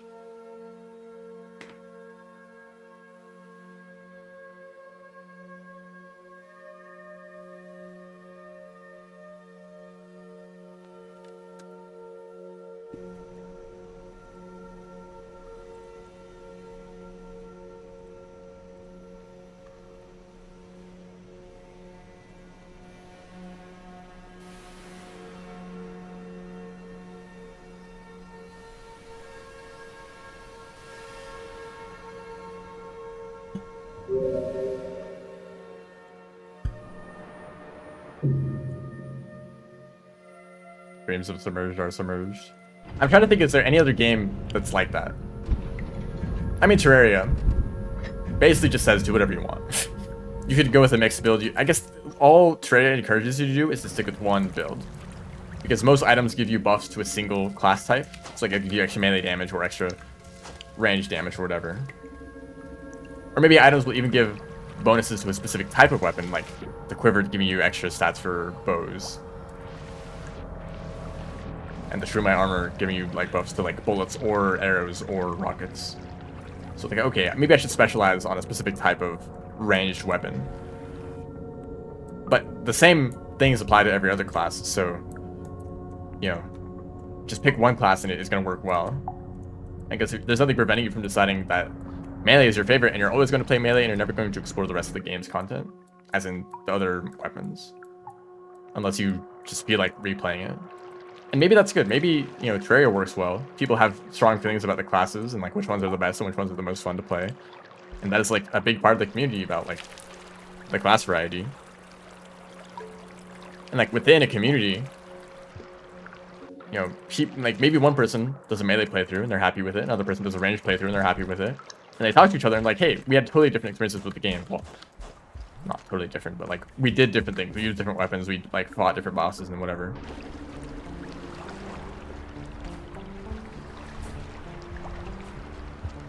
Another idea that I had was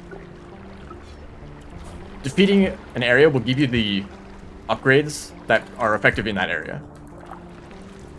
So maybe in your like upgrade tree or whatever, there's an item that gives you like plus 50% explosion radius.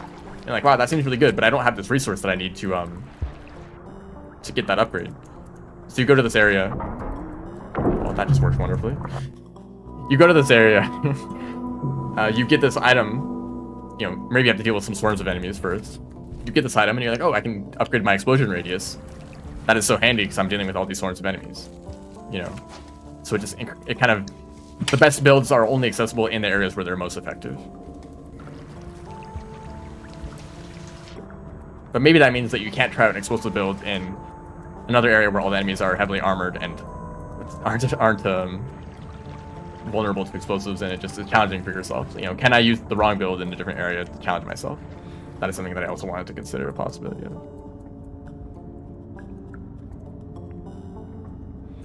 And I had this idea of there being like 3 different stages of the game where early on it's so easy that no matter what build you use, you're gonna be fine.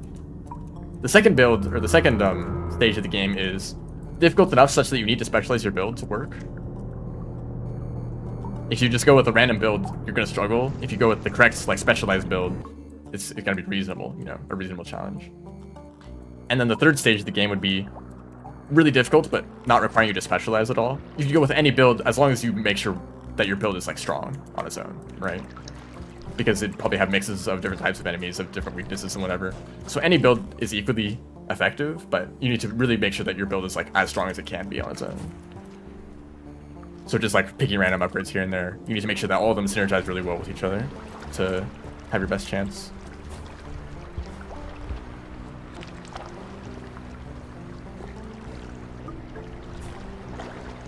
Do I do this again?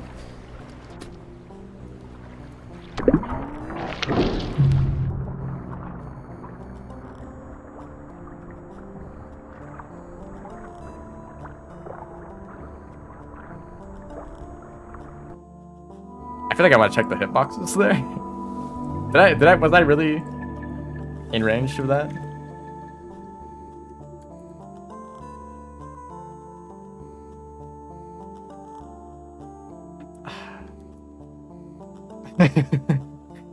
This screenshot.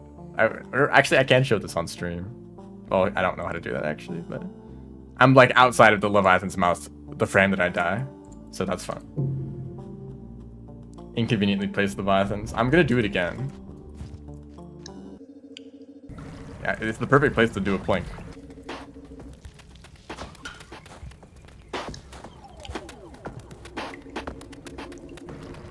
I'm not exactly sure what you mean by that. Makes you stronger only against enemies you're fighting? Yeah? Where else would you... Where else would that matter? I'm not sure. I don't know.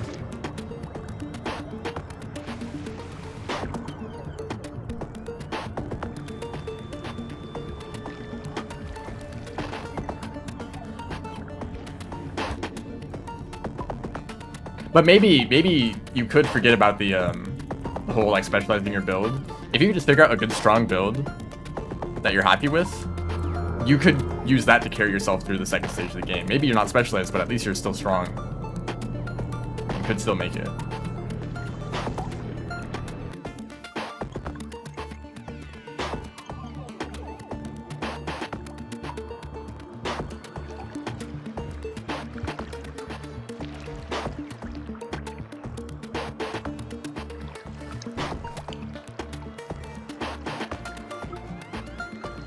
No, you do start from the ground up.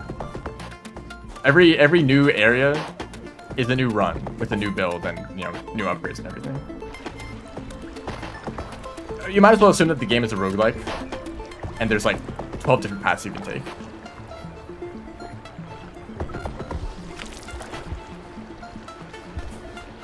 That is the format. Oh.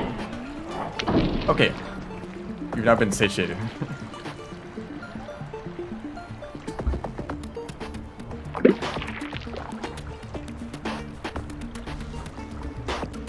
That's like the most Leviathan activity that I've ever seen. Like 3 Or 2 times I've been eaten. I guess I got eaten earlier in the stream too.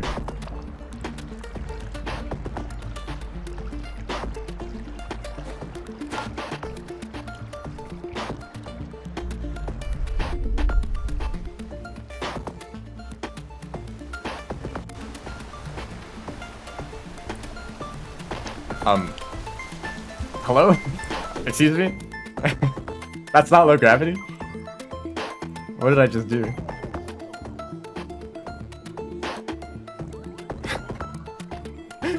What?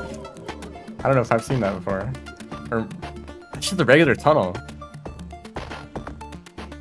I literally just like crawled over it and pressed jump. What?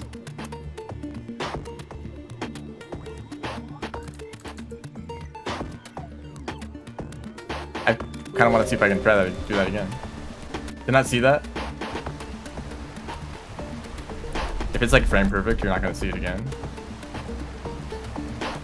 Okay, but I also have to wait for it to not be low gravity. Oh, it might have been jump storage. I actually found a use for that tech.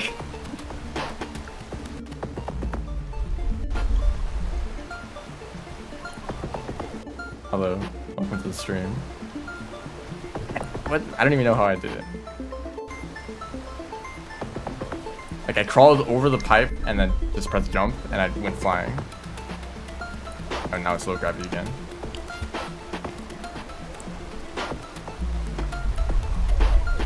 I don't think I turned around though. Did I get jump storage? Oh, maybe, because I like... No, I don't think I have jump storage. There's no way. I did a pounce into the tunnel. And I just crawled normally.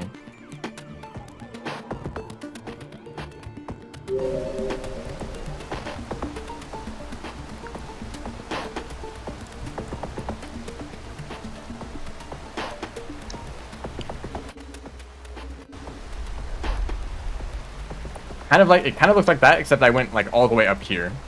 And I climbed into the tunnel up there. Whatever. I guess you can check like the VOD or something.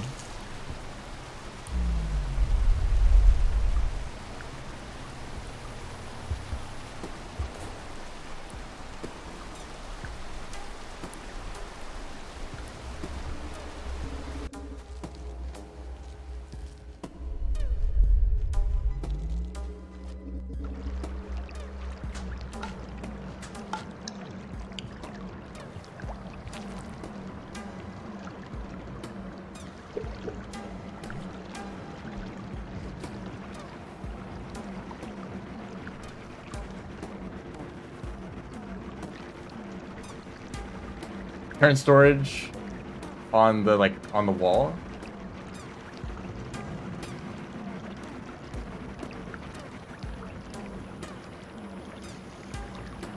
I mean, I'm pretty sure it's just turn storage from the fact that you enter the, or like, so there's the little like thing up here. There's the poles that you can climb up around. You walk in this direction, and then by the time you get here, you're walking the other direction. So when you're in this area, it's like, oh, you're moving to the left, and then by the time you get up here, suddenly you're moving to the right. And I guess it doesn't update that when you turn around on the pole. That's my assumption. I was asking if there's a way to activate the backflip consistently. Like, assuming that you do get turn storage consistently in that area, maybe then you could do a backflip and make that movement slightly better.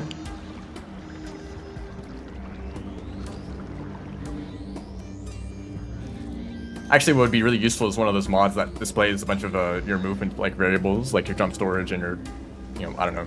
I've seen some people have like the screen just covered in numbers. That kind of thing would be helpful. Movement marker.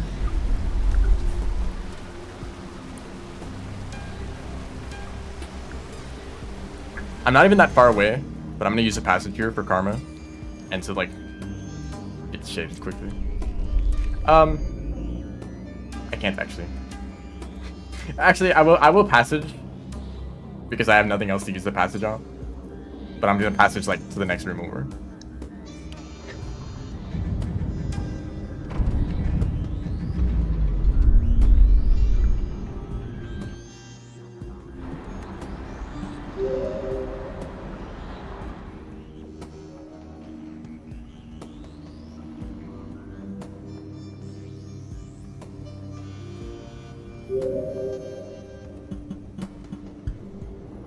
And with the post links, probably not, because Twitch gets mad at things like that.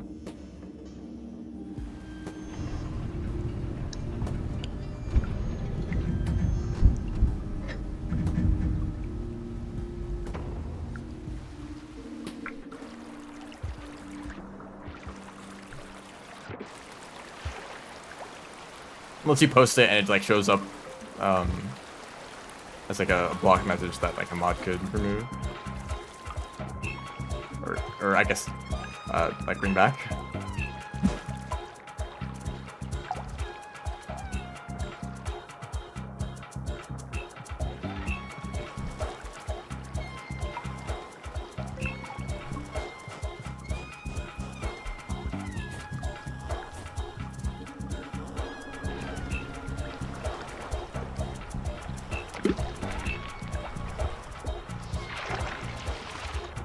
But I don't know where to find a jelly. I guess there's jellyfish like one room over, except this guy's in the way. That was terrifying. There you are. Okay, I need to hold on to the jellyfish for a long time. We need to get the farm raised. That's the last objective here. I guess, and its hole and a vista point.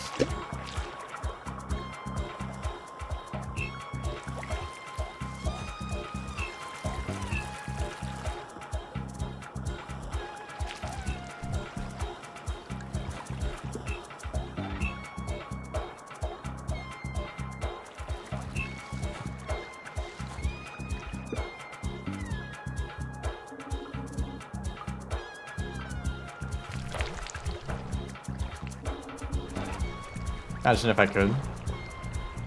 I can look at it. I can like inspect the jump. Oh, got him. I don't know if I shocked myself or the kelp, but it worked. I'm alive. I can just like look at it intently. Hello, welcome to the screen.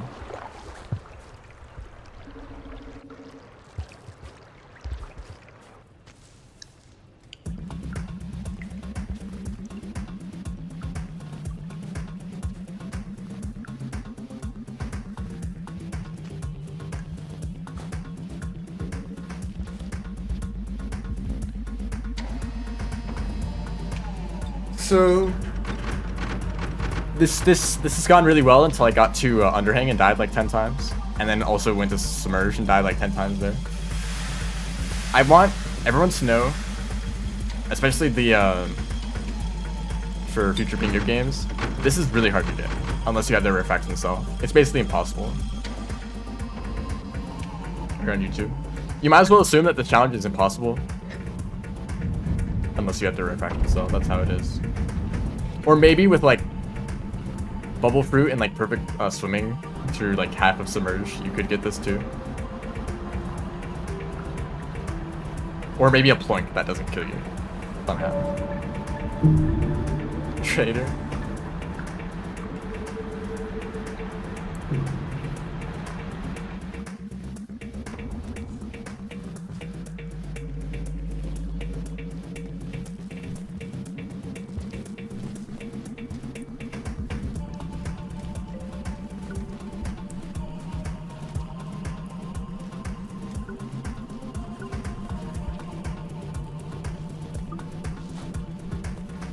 Yeah, spear ladder, but it's all underwater, so finding spears is really difficult.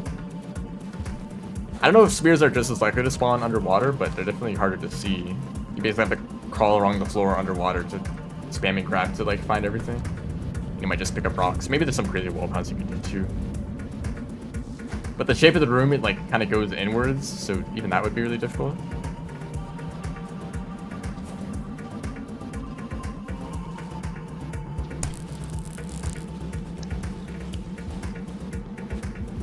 You know, I've always associated Rivulet with jellyfish. Like, if Rivulet could choose, they would always use jellyfish as their preferred weapon. I mean, it's not really a weapon, it's more support, but...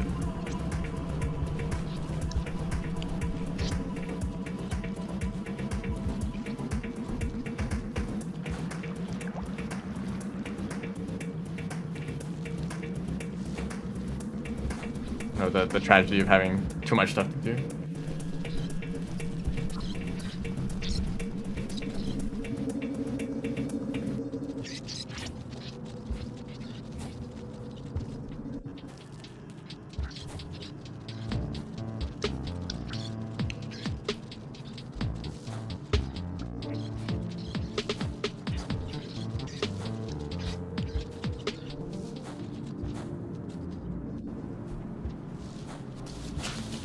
Hi. Have a great day.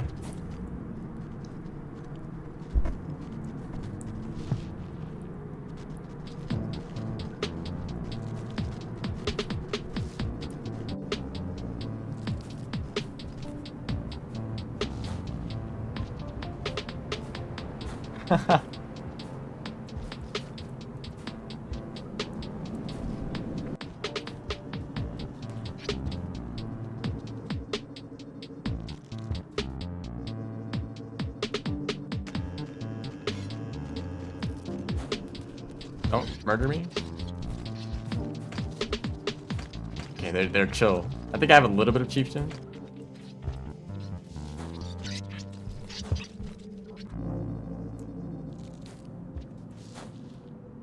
Maybe don't feel too pressured about health percent if I'm the reason why you're worrying about that. Or maybe not worrying, but just thinking about it at all.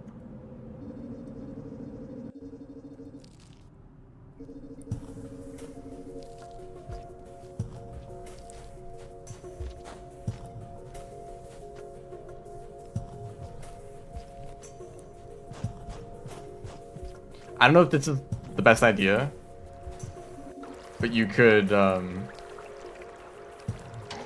just motivated on your own.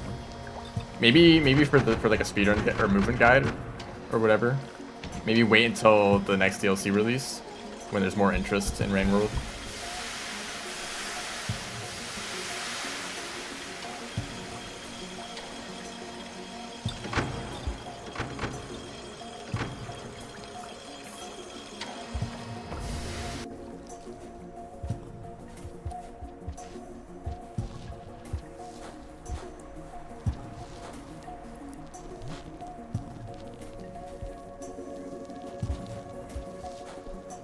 There's definitely some things that I've been thinking about doing around that time too.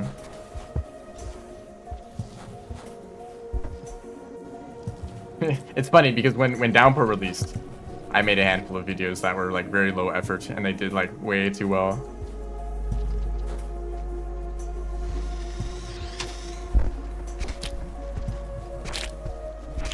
Oh, thank you. Even though you were causing problems.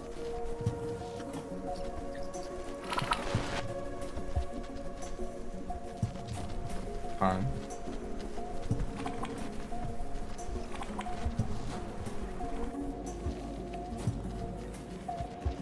So I could go Chimney Sky farm, which would actually be closer to the Yeeks.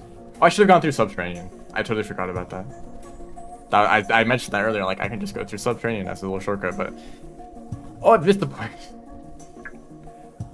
Oh, I keep forgetting everything. Hold up, we're going back to Shaded. Maybe I'll leave the jellyfish here.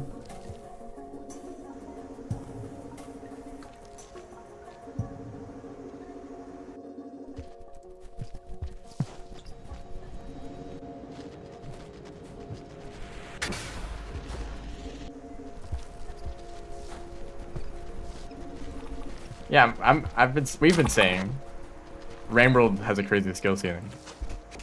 That there's so much more room for optimization.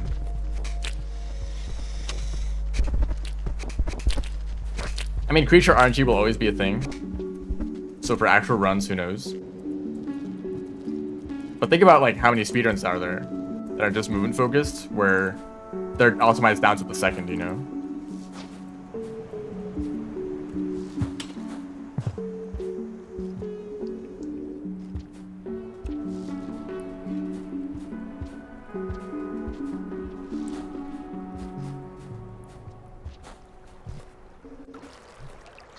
Right? Hold up.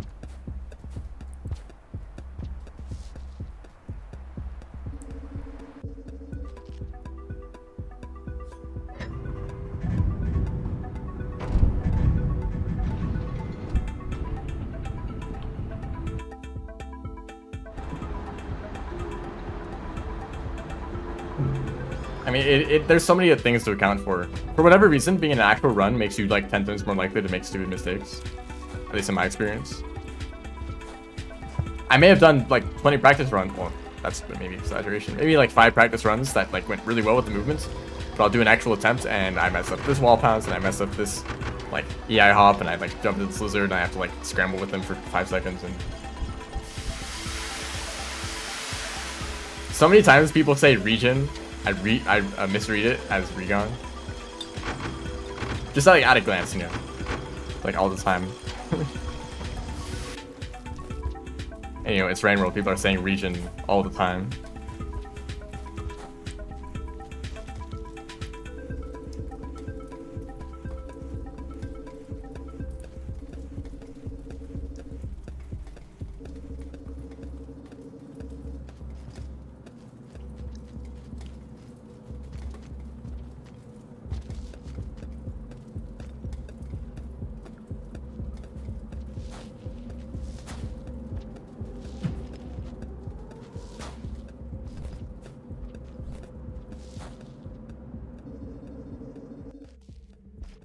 Why so much focus on chimney?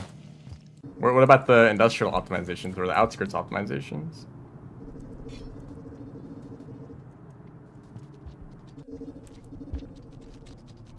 Or the wall? Do you think those are already fine, or is it like chimney needed work, or just felt like there's opportunities for movement?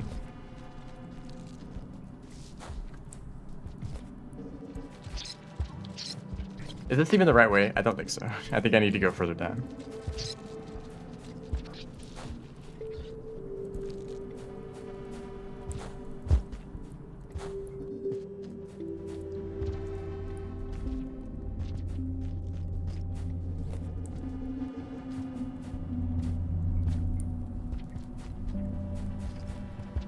I'm pretty sure I went through the top left room. That's on the route that I normally take through shaded.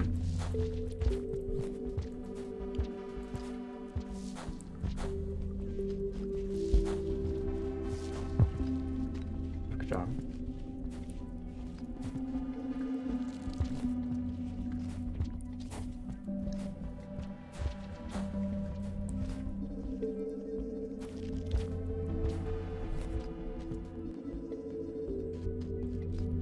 No vista point here, so it's probably in the mole room. I'm just going off of memory. Which is this room, right? No, the room after it.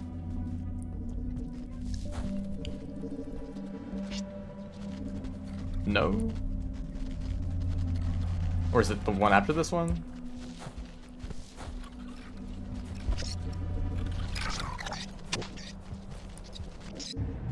Oh yeah, it's here.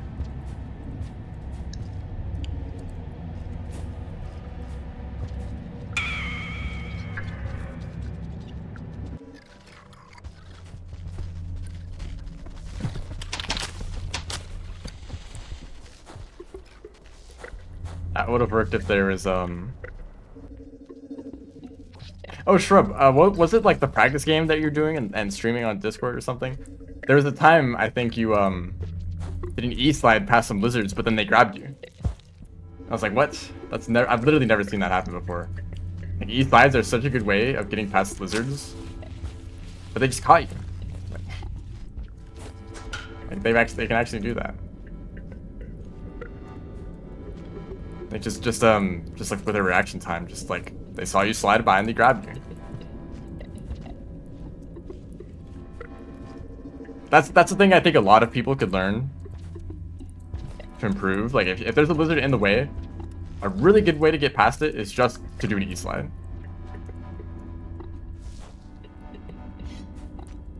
And 99% of the time you just slide under them and they can't get you. It's super useful to know how to do that.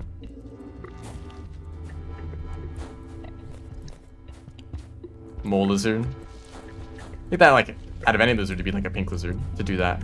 Obviously it doesn't work on a red lizard. Don't E-slide into a red lizard.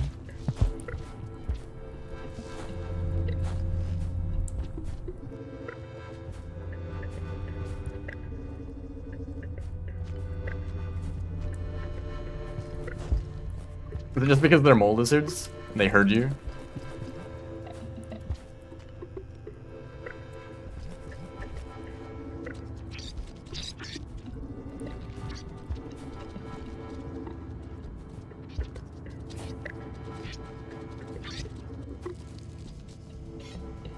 This is kind of reminds me of what I was talking about earlier with Mooncat.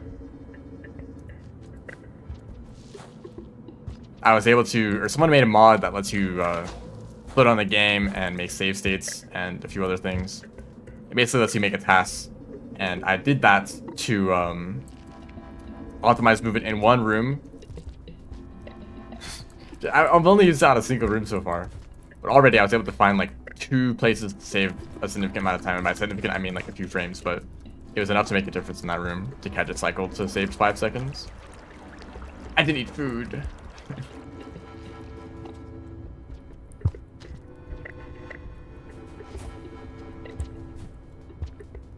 So any amount of tools that lets you retry a room quickly, because yeah, you can just like use like the lap mod, I guess. That's the best option now, I think. It's easily accessible. Well, it's actually not really that easily accessible, but you know, just retrying a room a bunch. Maybe you can use dev tools instead, right? And to see like, oh, this thing feels a bit faster. Maybe you can time it. Maybe you can record runs and then compare them to each other and see, oh, this one's slightly faster or whatever. Which is like for figuring out like fine details of like this one jump is slightly faster if you do it like this instead of this. Like that kind of thing.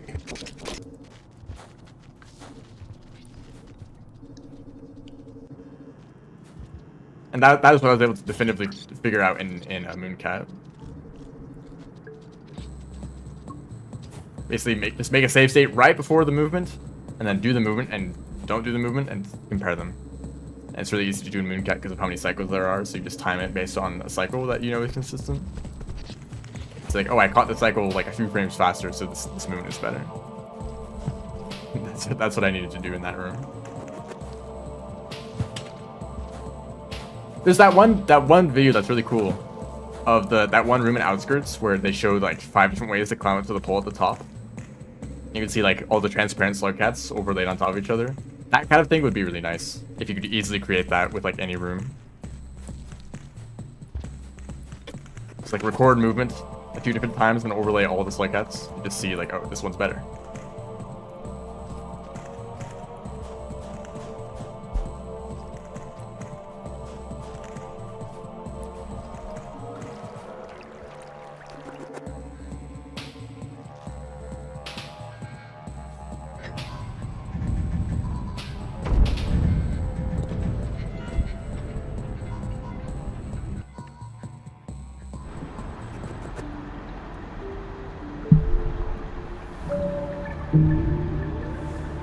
That was a really long cycle.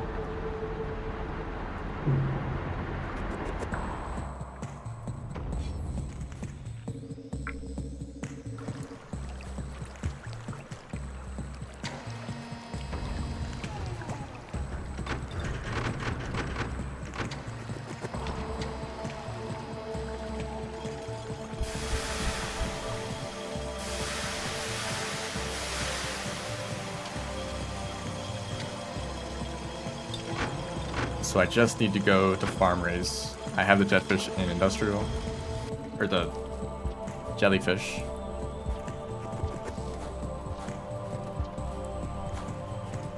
Use this like as from Outer Expanse as ghosts.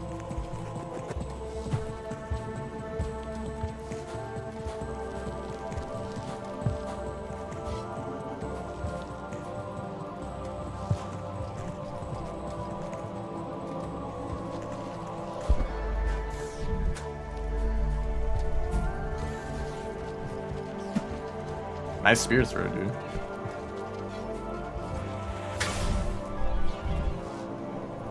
Can I do this?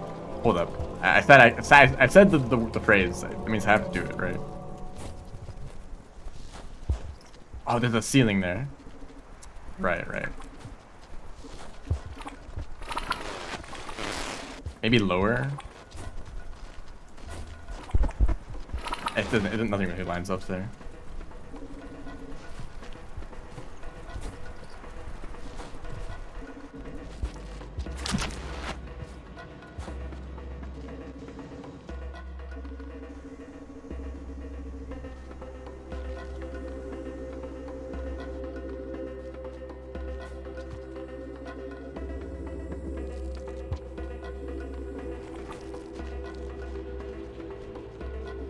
Internet exploded. Ah, yeah, it happens every once in a while.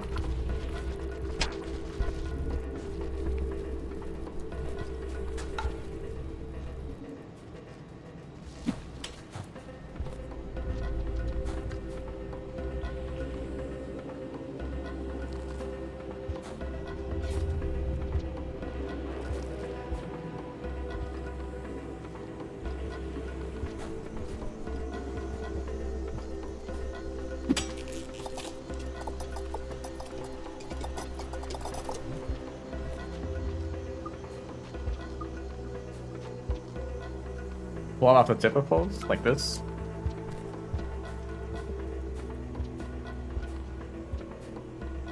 Or like horizontal.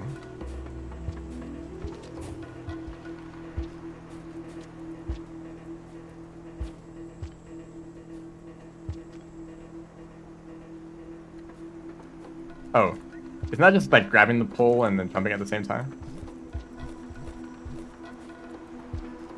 Because I know that you can do the little, you can do that.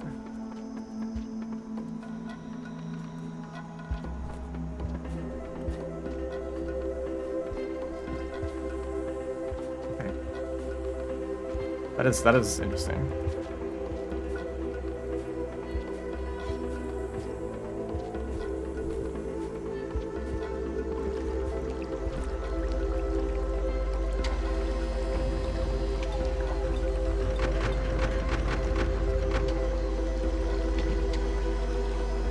Oh, I missed that message. How worth it is it to learn EI hop? Or EI jumps, technically. EI hops are like a variant of EI jumps that is like way harder to do, but slightly faster, but also more situational. Which I don't think are worth learning, unless you are crazy and are able to do it, or maybe you have the right like control scheme to make it possible.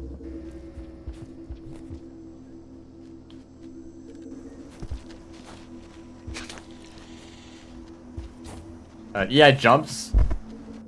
I mean,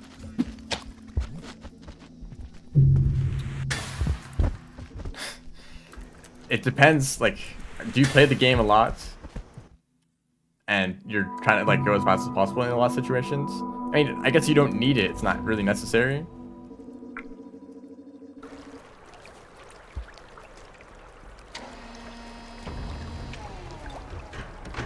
But it is fun, I think. Like the jellyfish unlock, you can get it with an AI jump really easily. If it's your first playthrough. Yeah. E-slides are like way easier and still really useful. Definitely learn E-slides.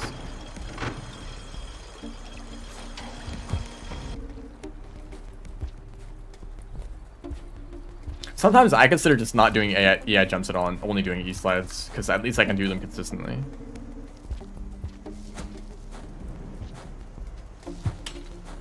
Like that's still really fast, and it was not difficult at all.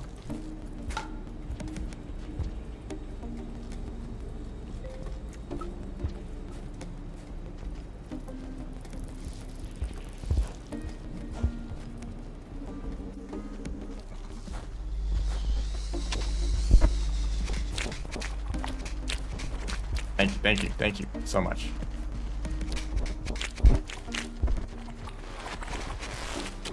See, what is the caramel doing with his life? Like, really?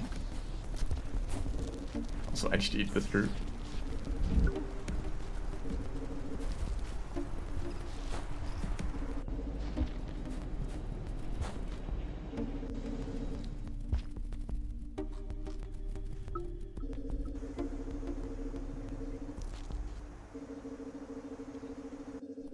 The fish is right here. I feel like there's been an influx of people that I'm not too familiar with, but who are like crazy good at the game, or like know a lot of like tech and other weird stuff. I don't know, where were all of you guys? Just showed up out of nowhere.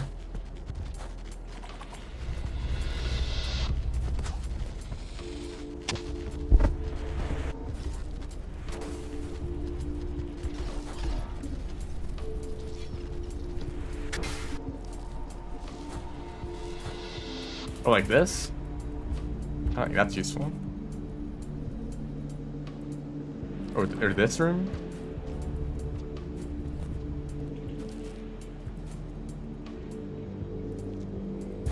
Oh, yeah.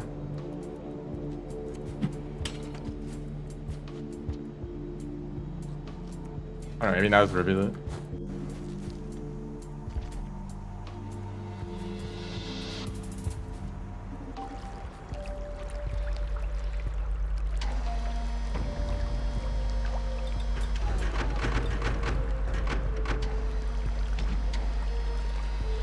Hello, hello. Welcome to the stream.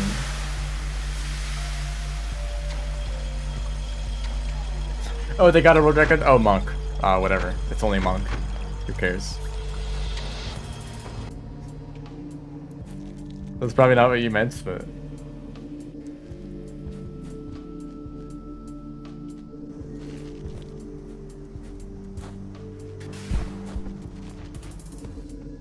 I was like...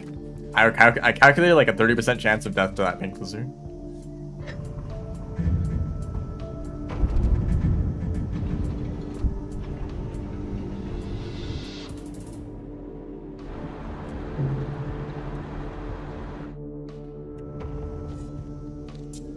Okay, we're almost done.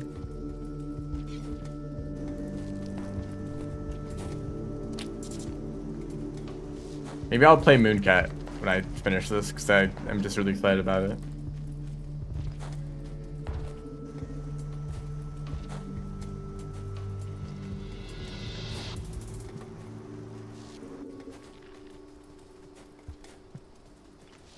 Should probably eat food.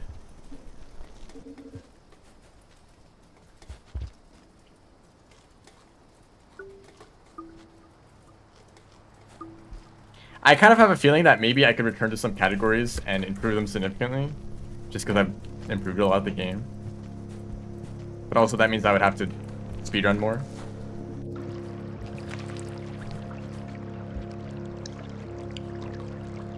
I've kind of been enjoying not doing that, so who knows.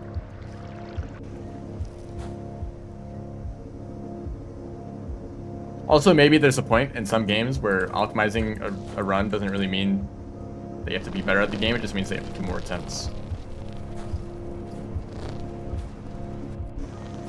I feel like I got reminded of something, but I don't actually remember what. Hey guys. I should probably get a... He dodged. I should probably get a pearl. I don't know if I have the outskirts pearl here.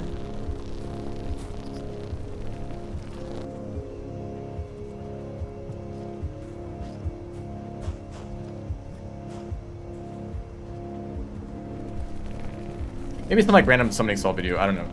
But it's like, I feel like most records that are super optimized are just because the runners spent like 2,000 hours on a single run. And like several years doing attempts, and eventually they got some crazy run.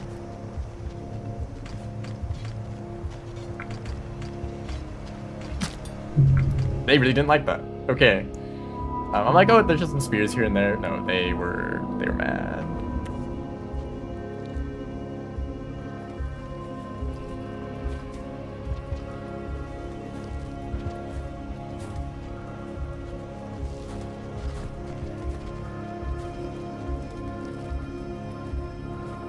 It's like, oh, it really is the case of like, maybe there's like 10 difficult tricks in the run, and each of them is like a 10% chance of success. If you string them all together, it's like a 0.02 chance of them getting a run with all the movement, and that's what they needed to get.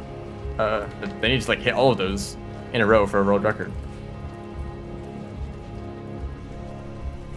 And maybe they could practice a little bit to like increase their success rate, but it really doesn't make a difference with something that's like frame perfect or whatever. Or maybe just straight up RNG. That's how it feels with Rain World. Like maybe, in this room there's like a 60% chance there's no creatures, and in this room there's like a 50% chance, and maybe in this room there's like a 40% chance, and add them all up and it's like a 0.01% chance that there's no creatures in the whole run. And just one of them might like cause like a 20-second time loss. On into it. Oh, Pearl. Dude, there's a huge... Oh, I think you can't eat them now.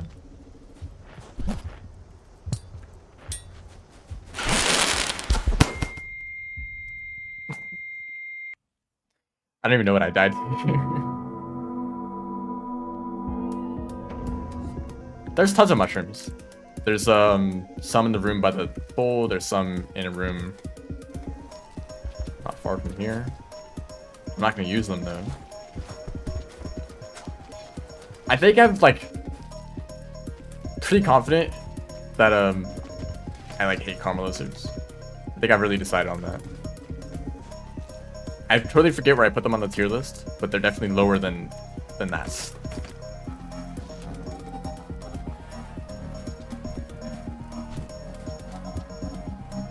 Like most of the time, a karma lizard just exists to sit there and spit at you from across the room, just to be annoying, really.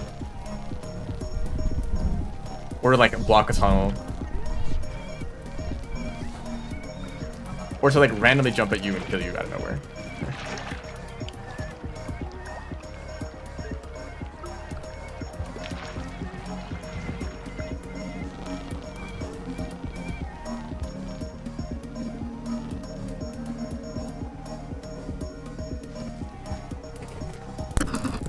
Yeah, take that.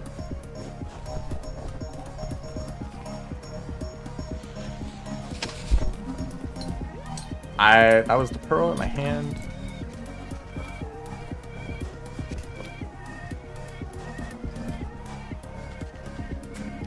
See, now I can't go through this pipe for like 10 seconds. Or maybe not. Oh, no, the third karma lizard.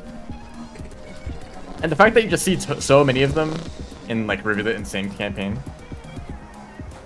Like they definitely feel like they get overused at this point. And there's no green lizards.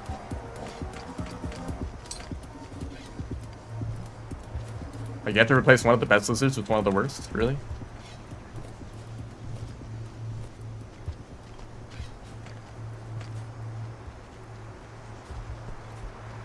Don't mind this jellyfish. It's a exotic good. I want this bomb. And then this guy's getting in the way. There should be some pearls over here. I don't know if I've taken them already. Oh yeah.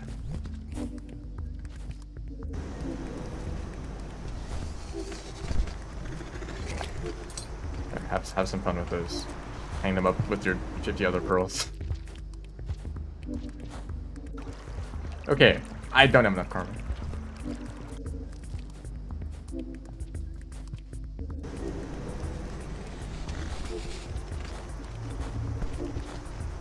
I've also kind of been thinking, well actually not really at all, but maybe like a few weeks ago.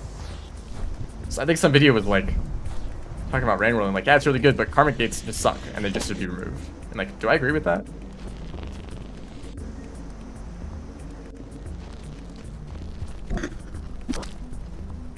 Like when have I like been blocked by a karmic gate and I'm like, yes, thank you, what a good game. I'm so glad that karmic gates exist. Obviously that's not a good measure of if a feature is important or not for the design of a game overall.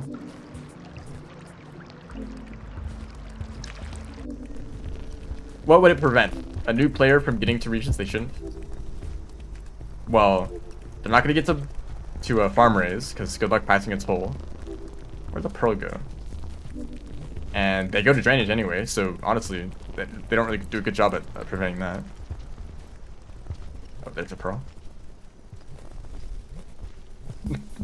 Nice delay on that. For lore reasons, are they? Is karma really that lore relevant? Like genuinely, is it? Specifically the interaction of dying lowers your karma, surviving increases it.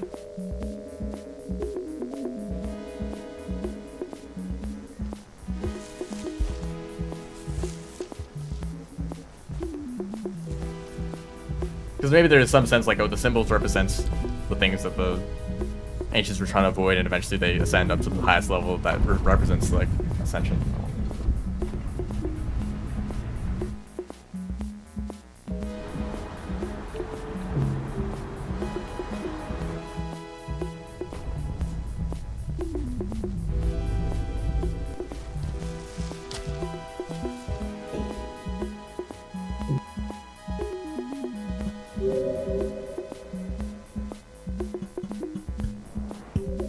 Oh, okay, well that's done.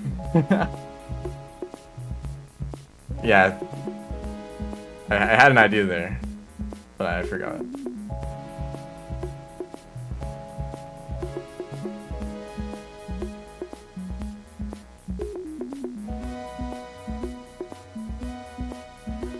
I want to do something funny here.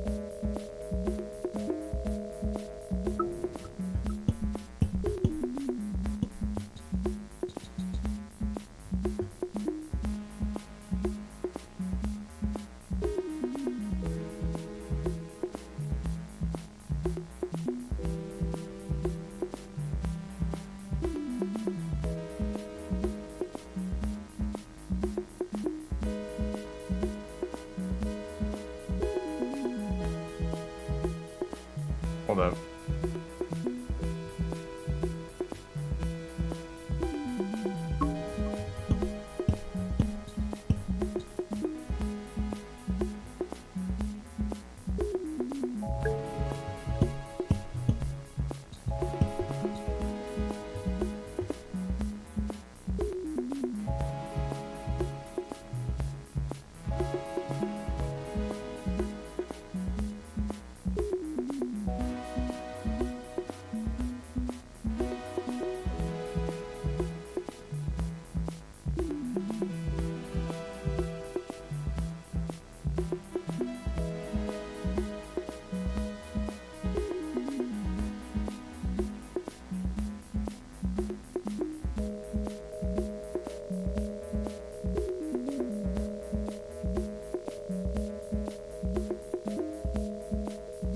Alright, whatever. I give up.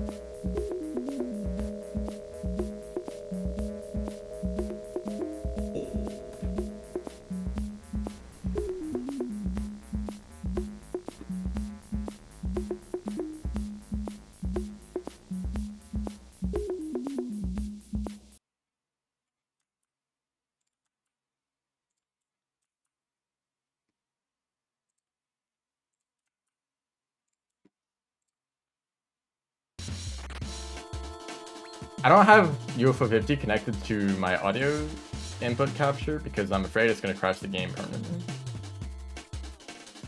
Because that's what happened with Nova Drift.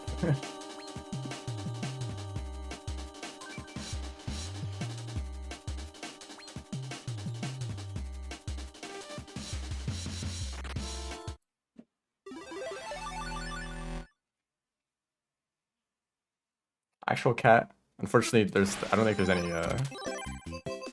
cats. There's a moon though. So I do have the mod. Here's Mooncat, by the way, if you haven't seen it. You play this thing, you go around. There's actually an input display, so you can actually see what inputs I'm doing. Normally the inputs are like, here's the arrow keys, here's the input directions, and then you have like 2 buttons for other inputs. But in Mooncat, there's only 2, so I could pick like any 2 of these buttons and it would, I can do whatever, but.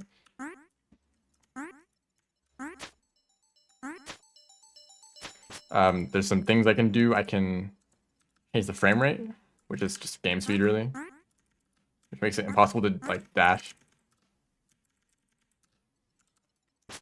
or make it really slow.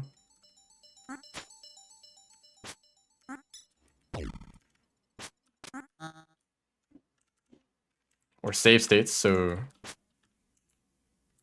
it also like does some debug stuff, so you can see the hitbox of the like other zones, but you know. Isn't this nice? So Pantheon thing that follows you from the beginning of the game. There's some really bizarre glitches. I want to see if I can break the game a little bit.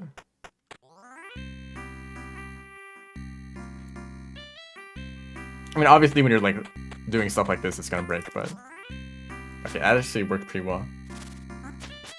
I want to try to do one glitch that I found that it was really funny for some reason. So I'm gonna kind of have to speedrun a little bit. This guy is skedaddling. That is maybe a good way to say it.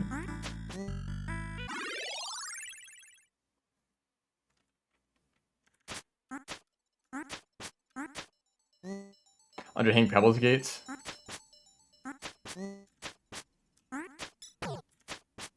I kind of like hate that gate. So many times I've seen people struggle through Underhang, dying like constantly, trying to get used to grapple worm mechanics and like dying to white lizards constantly. Only to get to the gate and see that it's 5 karma and that they have to like stay there for like several cycles just to get the karma back. Probably also dying to some more lizards in the process of trying to get their karma up. Just end up spending forever there. Good job. I guess that's the point. It's a test.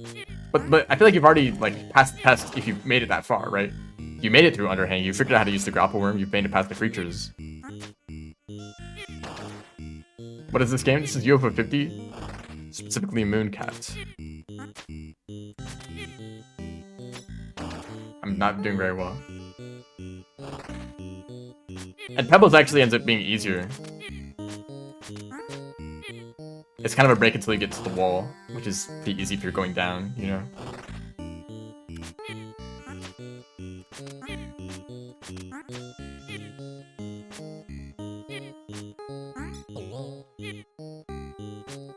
The problem is that staying in one region is just boring.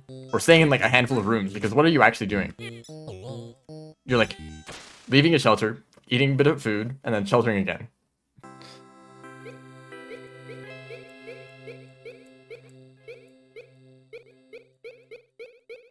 Maybe across like a wider area, it's fine, but if you're just trying to get through one gate, you don't really want to travel that far anyway.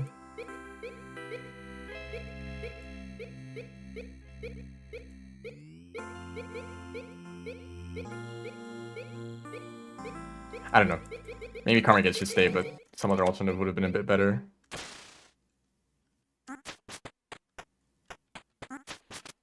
Also, shoot, I missed it. Whoops. Oh, we're going back here. I accidentally pressed the button. Oh, and now I'm stuck in a wall. See, that's what I was talking about with breaking the game. So it loads me back to this zone, but then it tries to bring me into this room, which fails, so I die. And then I respawn here. And sounds are broken too. Thank you. Let's see if I can do this crazy cycle. Nope. And I can't even pause the game. So I actually totally bricked it. Let me try that again. Yeah, loading in save states from other rooms kind of makes everything fall apart. Maybe I should try some other areas. Rain World looks a lot different. Sure does. Maybe I'll try the red egg route.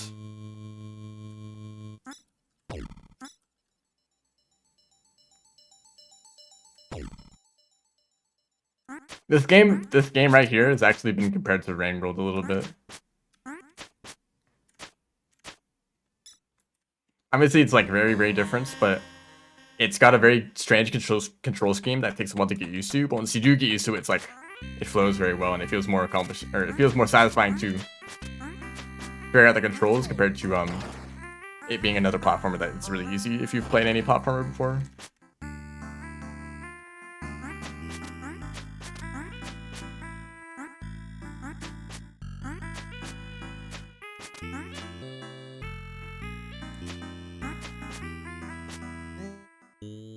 So I'll go this way.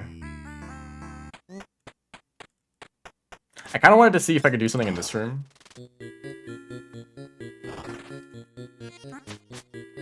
Because there's a strat. Oh, the portal becomes visible. Where you do that.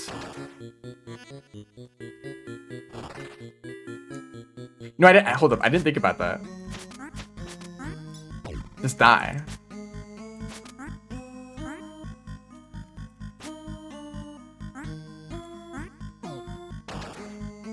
I don't know if that'd be any faster though. But the normal strategy is to walk up there and then do 2 jumps. And then do that. Right?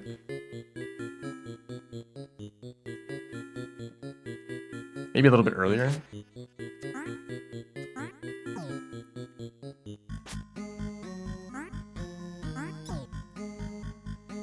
It is nice to just have shorter respawn time. I think the way I do it already is fine. Whoops. Shoot, I broke everything again. Hold up. But am I gonna respawn back in there? Okay, I guess that fixes it.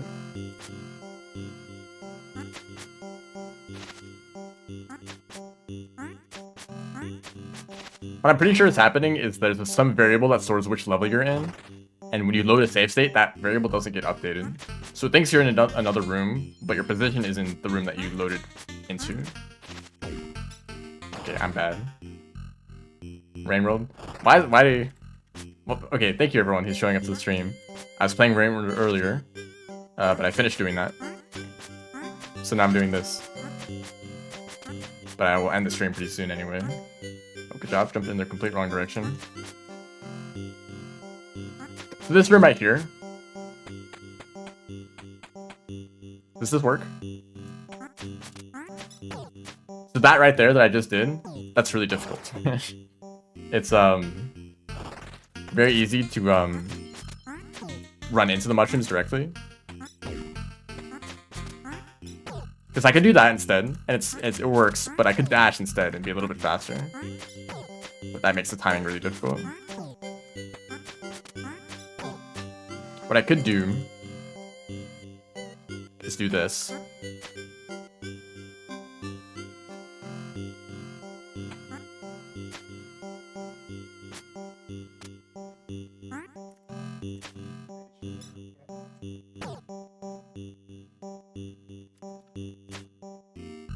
So that's like optimal. This is like one way you can make a task just by slowing down the game speed.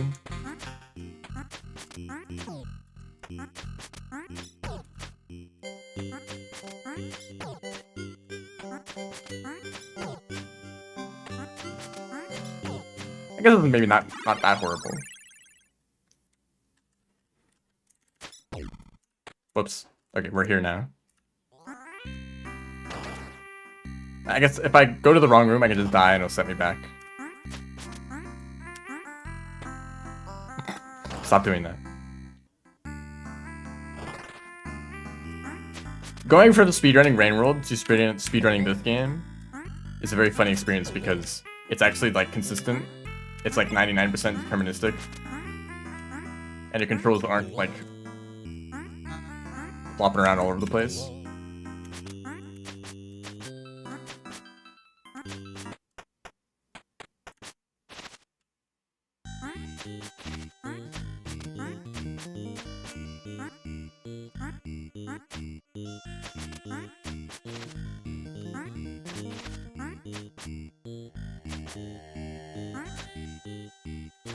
You know, for a long time I've been talking about a hypothetical game that is perfect for speedrunning. A game that has no RNG and that has like really clean controls and, you know, all of that. And this is almost that game. But, you know, the same problems come up that I've mentioned before where suddenly, you know, you're responsible for every mistake you make. And also a perfect run suddenly becomes possible. So, you know, there's penalties for every single little mistake you make. And getting a perfect run means you have to never make a mistake once at all. So that's something that I was worried about here. This bird is kind of annoying, so I wanted to try to improve this movement a little bit.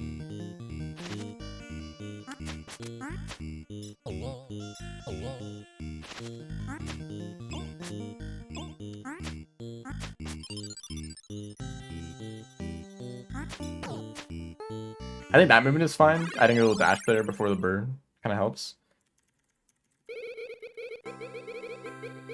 Whoops. Yep, that's the wrong key.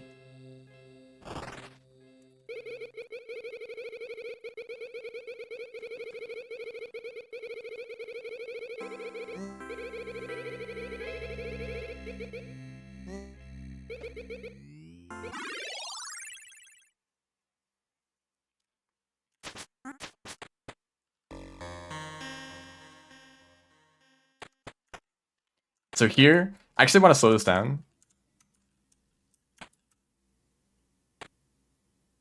Hold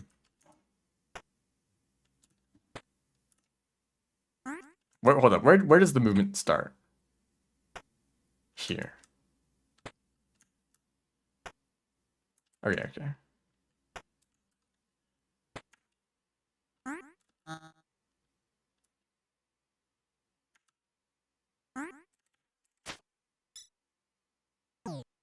It's so slow. Maybe actually doing this a little bit faster would be easier.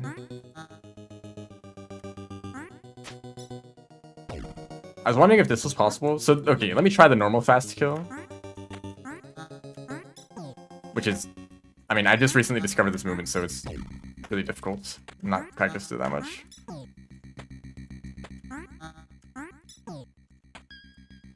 Okay, I guess I should show this first. If I go up here, this is like the really, whoops. Okay, maybe not that easy. But really, if I go up here, this is a really easy way to kill the boss quickly. You can stun lock them by doing this, right? But I was thinking, if I jump up here and meet them, I can start that sequence much faster. I almost got that. I need to do a neutral jump after that.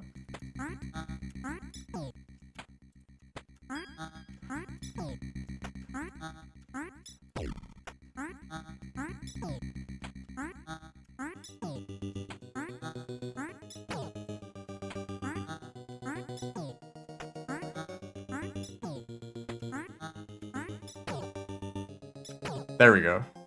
See how long that takes to do it once? And this is like at the very end of a run. What bingo objective is this? Yeah, go play another game. That's what it is.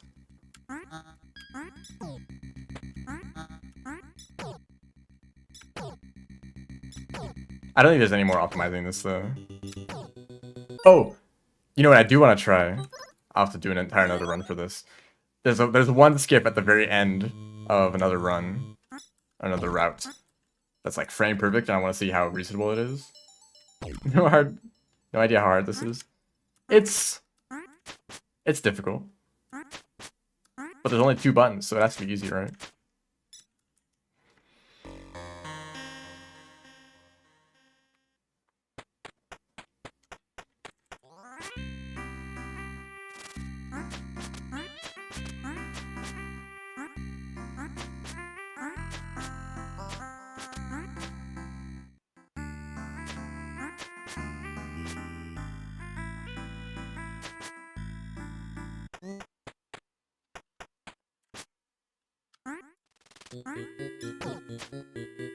Right, that could also happen. I could just be too fast.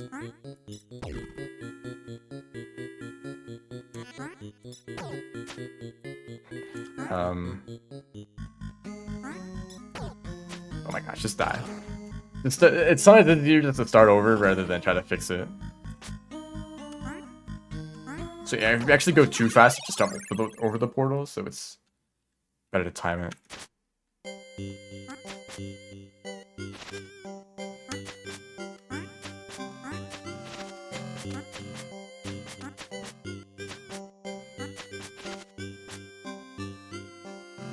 I'm gonna try to do the skip again.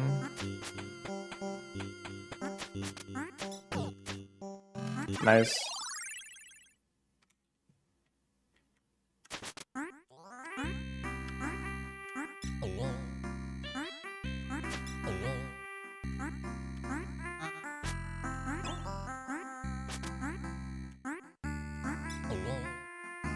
But of course I missed out on this cycle for being a little bit slower there.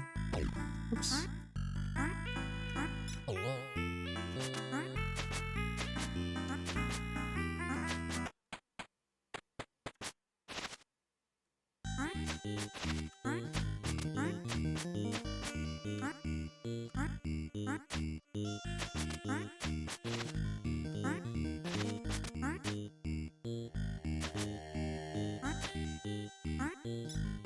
That was a little close. Just jump up normally, man.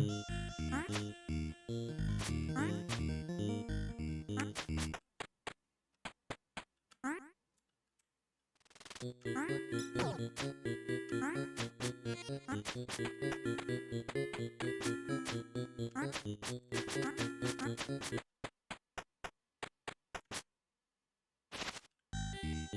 think we're a few rooms away.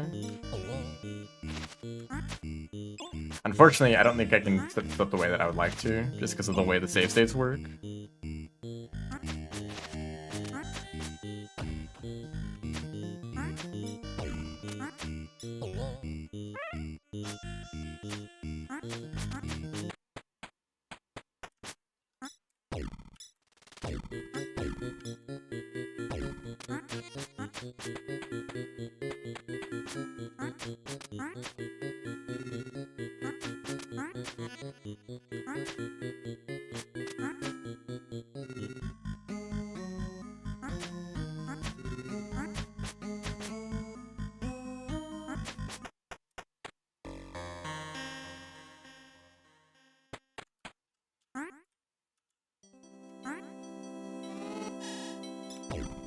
So this skip right here, we're in the room. So, okay, I'm gonna do the room normally. And you'll notice that it's really slow, because these platforms is what we're waiting for the whole time. And I have to wait for this cycle, platform to come back, and then this platform, and all the way up here.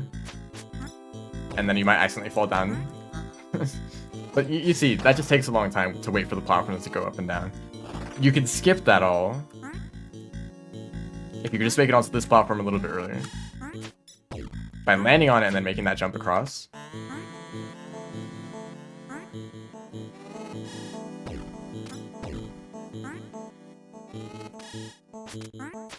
Like that, but you see, I didn't even make the jump across. I think what happens is you need to perfectly be aligned with the platform the moment you start falling.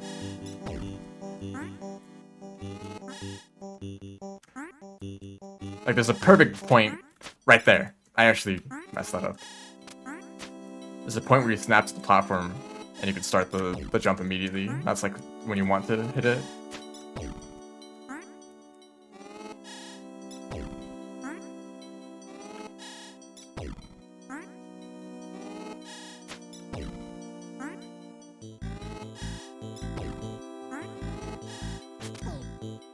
Don't worry about that guy.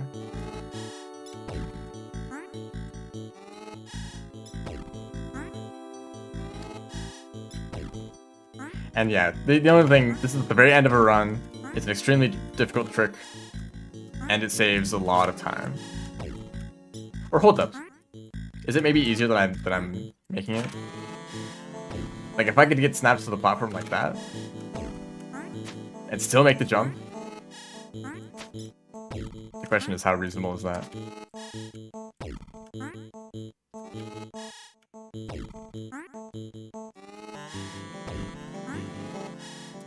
You see that I'm not able to make the distance then.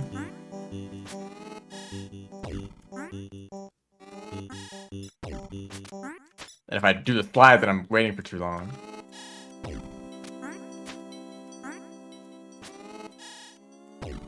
Riveting speedrun content.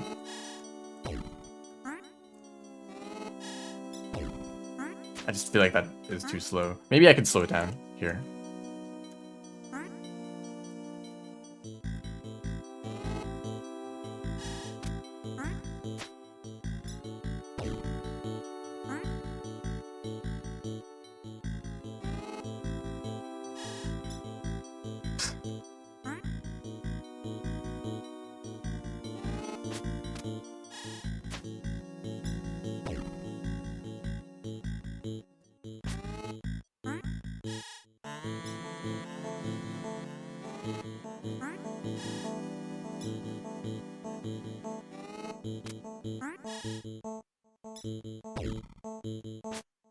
No, that's the wrong direction. It feels so slow though. I mean, obviously I've slowed down the game, but just waiting on the platform. Yeah, that just isn't high enough.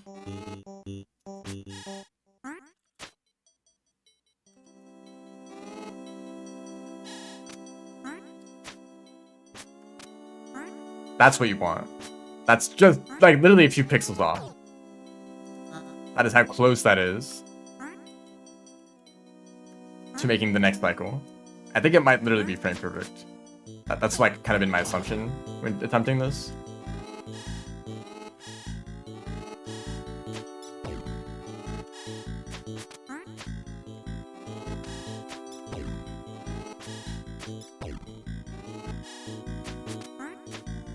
It's so close.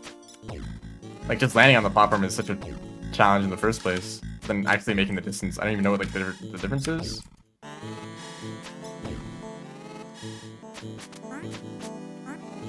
Wow. And I'm trying to like get that at the very end of a run. After doing everything else perfectly. And this timing would be a lot easier if there's any amount of visual cue at all. But you're literally just sitting here waiting for the platform to move, and that's when you're supposed to do the slide.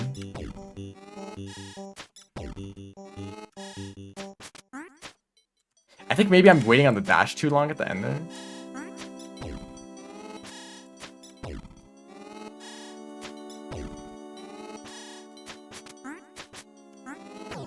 Like maybe waiting too much makes me fall too far before I get there.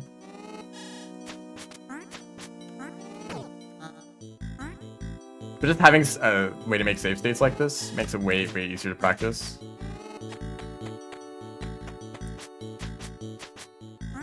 Oh, thank you. These guys are RNG too. The sound cue that I've settled on is actually in the song. Because, you know, when you enter the room, the song is always the same. So that can make it easier, but... You know, the song doesn't reset when I load a save state, so it's not a good way to practice it. Wow, these guys, the RNG with these guys was horrible.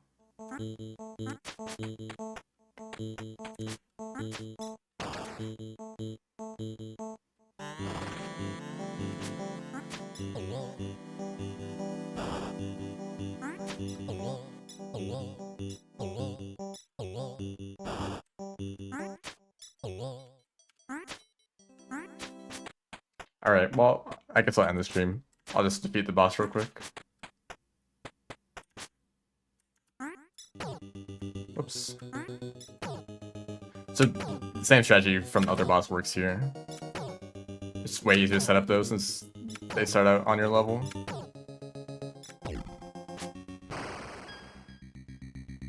And if I try to do this, is the game gonna fall apart?